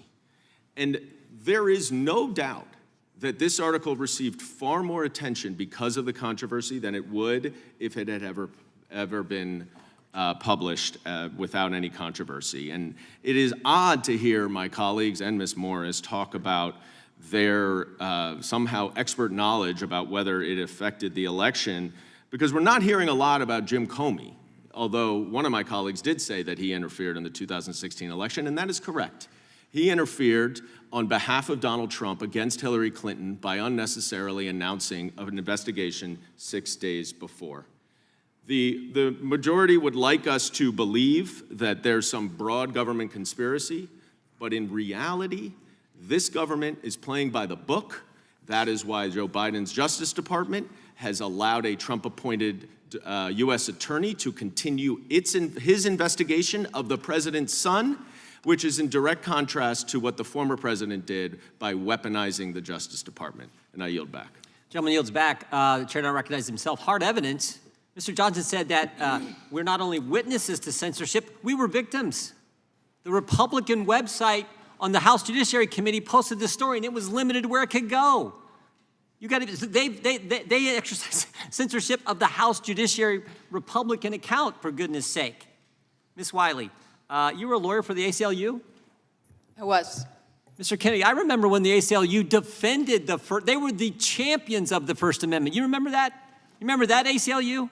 I remember when the ACLU represented Nazis who they were appalled by. Appalled, disgusted by, and yet they would defend the crazy things they said, right? That's how much the First Amendment meant to them, right? Exactly. I want to go back to where Mr. Stubbe was. I want to talk about this hard evidence that Mr. Goldman says doesn't exist. I want to read from the facts. This is what the White House was saying. I want to go to just 3 statements. One, cannot stress this is statements from the Biden White House to social media, cannot stress the degree to which this needs to be resolved immediately. Please remove this account immediately. Same kind of thing they put on yours, remove ASAP. But here's the better one. Here's the better one. Mr. Flaherty, who ran this COVID operation misinformation concept at the White House, Mr. Flaherty said this, not to sound like a broken record, how much content is being demoted and how effective are you at mitigating reach and how quickly? And we should just translate that because this is real simple. How much censorship are you doing How much censorship are you doing and how quickly are you doing it? But I think the kicker is what Jen Psaki, the press secretary, said back in 2021. Look at this. Now think about this. The press secretary, we're talking about the White House, considered the center of freedom on the planet. The press secretary in the press room says this, we are in regular touch with these social media platforms, and those engagements typically happen through members of our senior staff, but also members of our COVID-19 team. We're flagging problematic posts for Facebook that spread disinformation, their definition, of course. Psaki also stated one of the White House asks was of social media companies to create a robust enforcement strategy. So you got the press secretary in the press room in the White House saying we're going to limit the press.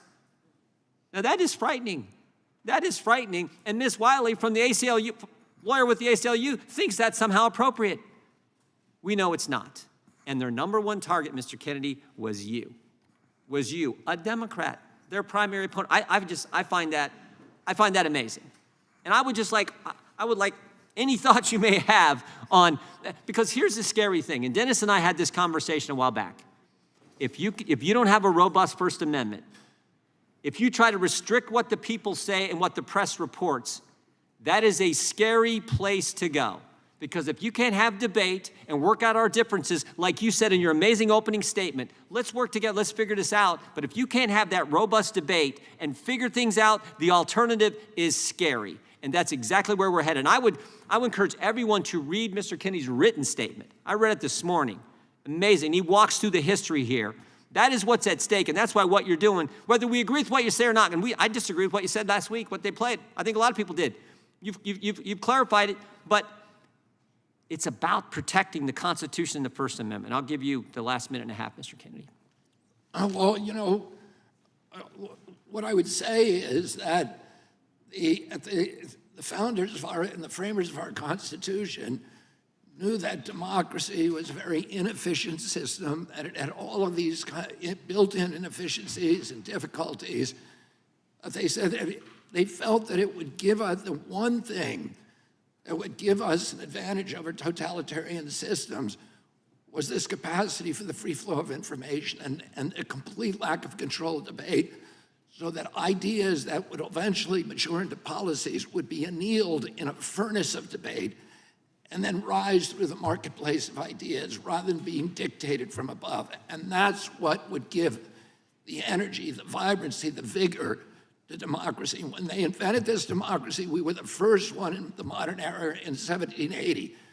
By 1865, 5 other nations had imitated us.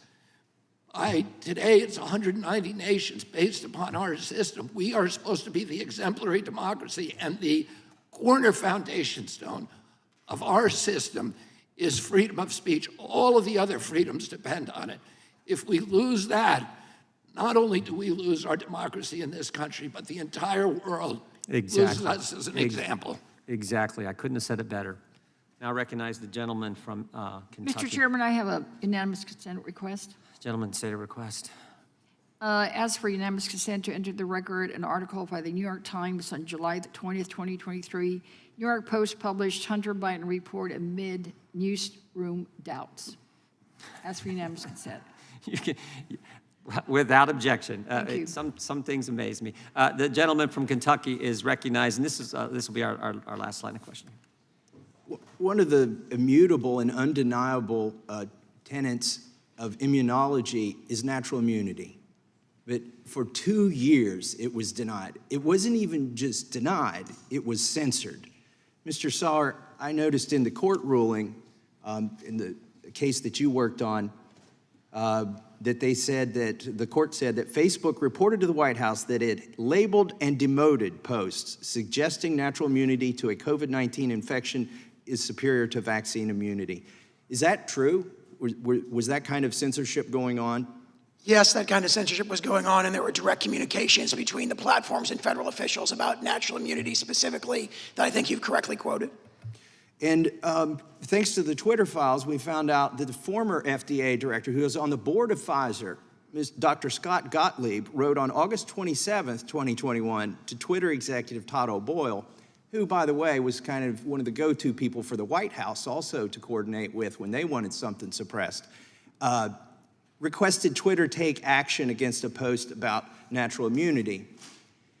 You know what's amazing to me is Scott Gottlieb, who works for Pfizer, who's a former FDA director, went to Twitter the day I got censored on natural immunity, my post, a congressional post.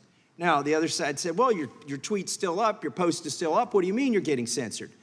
What they did is they labeled it and they denied anybody's ability to actually comment on it, and they deboosted it.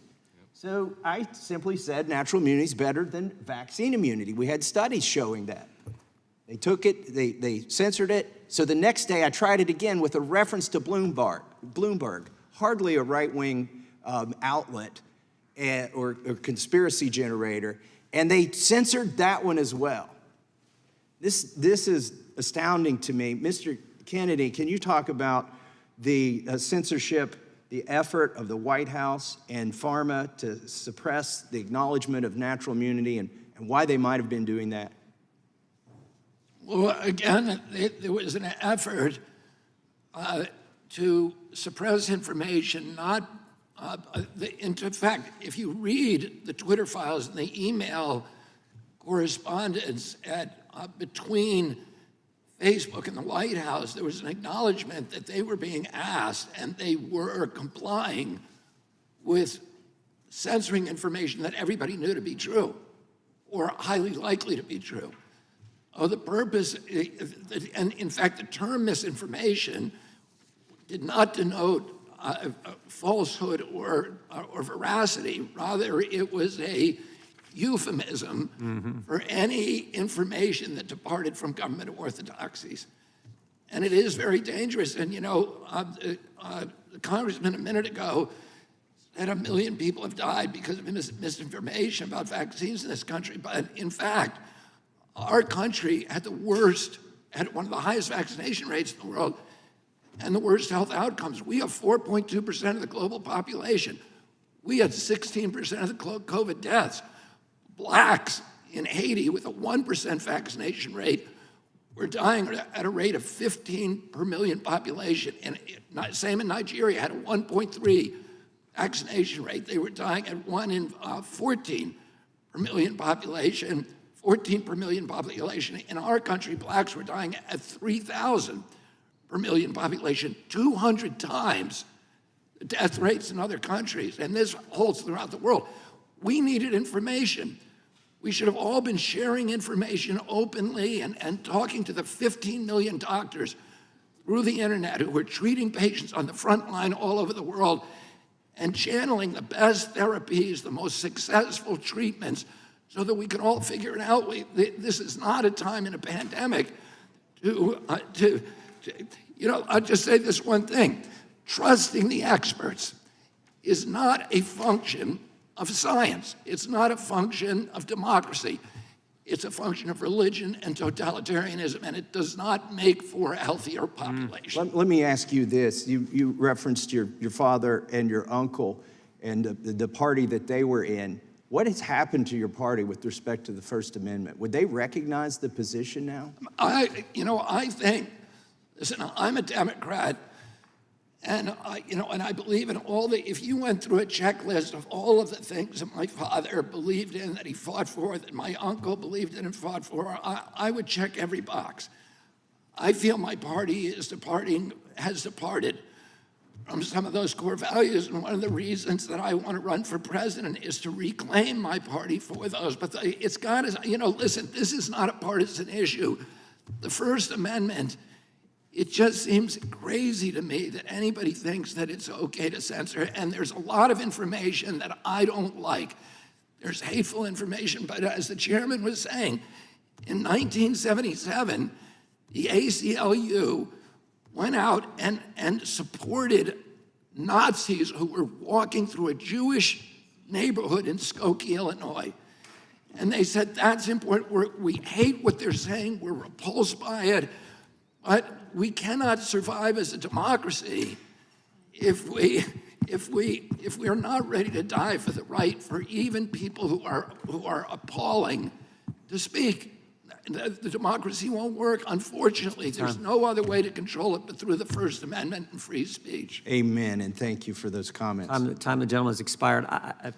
Ranking Mayor, I have one other question I could ask, but I would first give you a chance to ask the question if you had. I just have one quick question for Mr. Kennedy. But I want to be fair. If you got an extra question you want to ask Ms. Wiley or any of the witnesses, I'll turn to you first.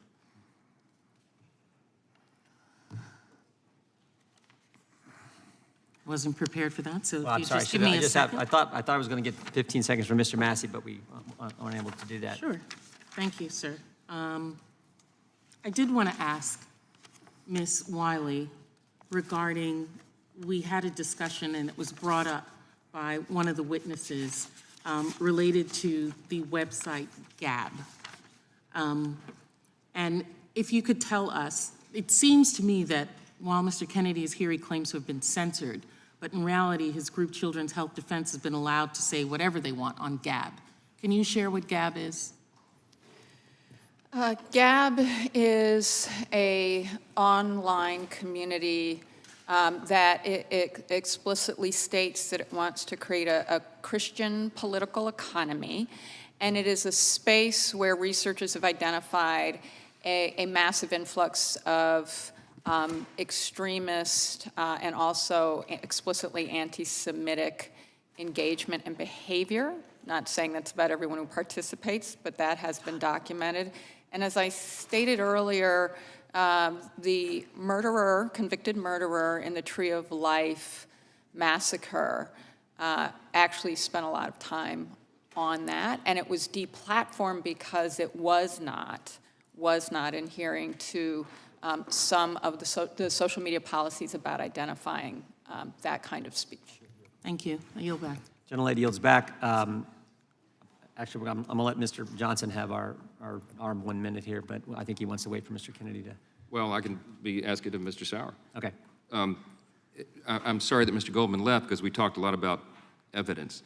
Isn't it true in your litigation, Missouri v. Biden, that Elvis Chan, who was one of the FBI agents in charge of the FBI online censorship program, testified under oath in the litigation, and the court noted it in the opinion, that he had a 50% success rate. In other words, when the FBI brought to the social media platforms content or posts that they said was, disfavored speech for whatever reason, 50% of it was taken down. Isn't that true? That's correct. And is there any other glaring piece of evidence that Mr. Goldman might have missed in his review of that outcome? We've got a second or two here. There's so much evidence, I couldn't possibly summarize it all. 82 pages of factual findings, tens of thousands of pages of emails and other documents, 6 full-length depositions. And, I just quote what the U.S. Department of Justice attorney said at oral argument in front of Judge Doty on May 26. He said, "How can I be sure that this won't happen again?" And she answered, "It's not the government's position that this will never happen again." To be fair, I'm out of time. I yield back. Gentleman yields back. I want to thank our witnesses for being here today. We appreciate the work you're doing to defend the First Amendment, and thank you for just very compelling answers and compelling testimony and the work you've done and how important this is for the country. I mean, if we don't have a First Amendment, it's just, I'm frightened by where we go. May I, Mr. Chairman? You may not. You may not. I just Mr. want to Chair. respond. Mr. Chair, the time is out. We're done. I haven't adjourned the hearing, and I don't think you're the chair. Mr. Chair, Chairman's discretion. I know it's your discretion. We're going to let but Mr. Kennedy. He has had so much additional time. Well, I think everyone's had Why? additional time. and Why? Why are you doing that specifically for him? Because we I just don't, want as to opposed to other explain people. I'm sure the witness, super PAC. I'm sure the on Democrat other witness will be places. as short as he possibly can. No. Are you going to allow our witness to just give another piece? No, let him address the defamatory comment that was made address- about him that's untrue. That was not defamatory. That is a legal definition that was not met. I want to acknowledge information about the super PAC that you mentioned. Go ahead. I've just been told that that super PAC is connected to somebody that we have a connection to. It's not a super PAC that I've endorsed, and it's not one, as I said, that I've ever heard of. Thank the gentleman for that statement, and I thank you for your testimony. The committee is now adjourned.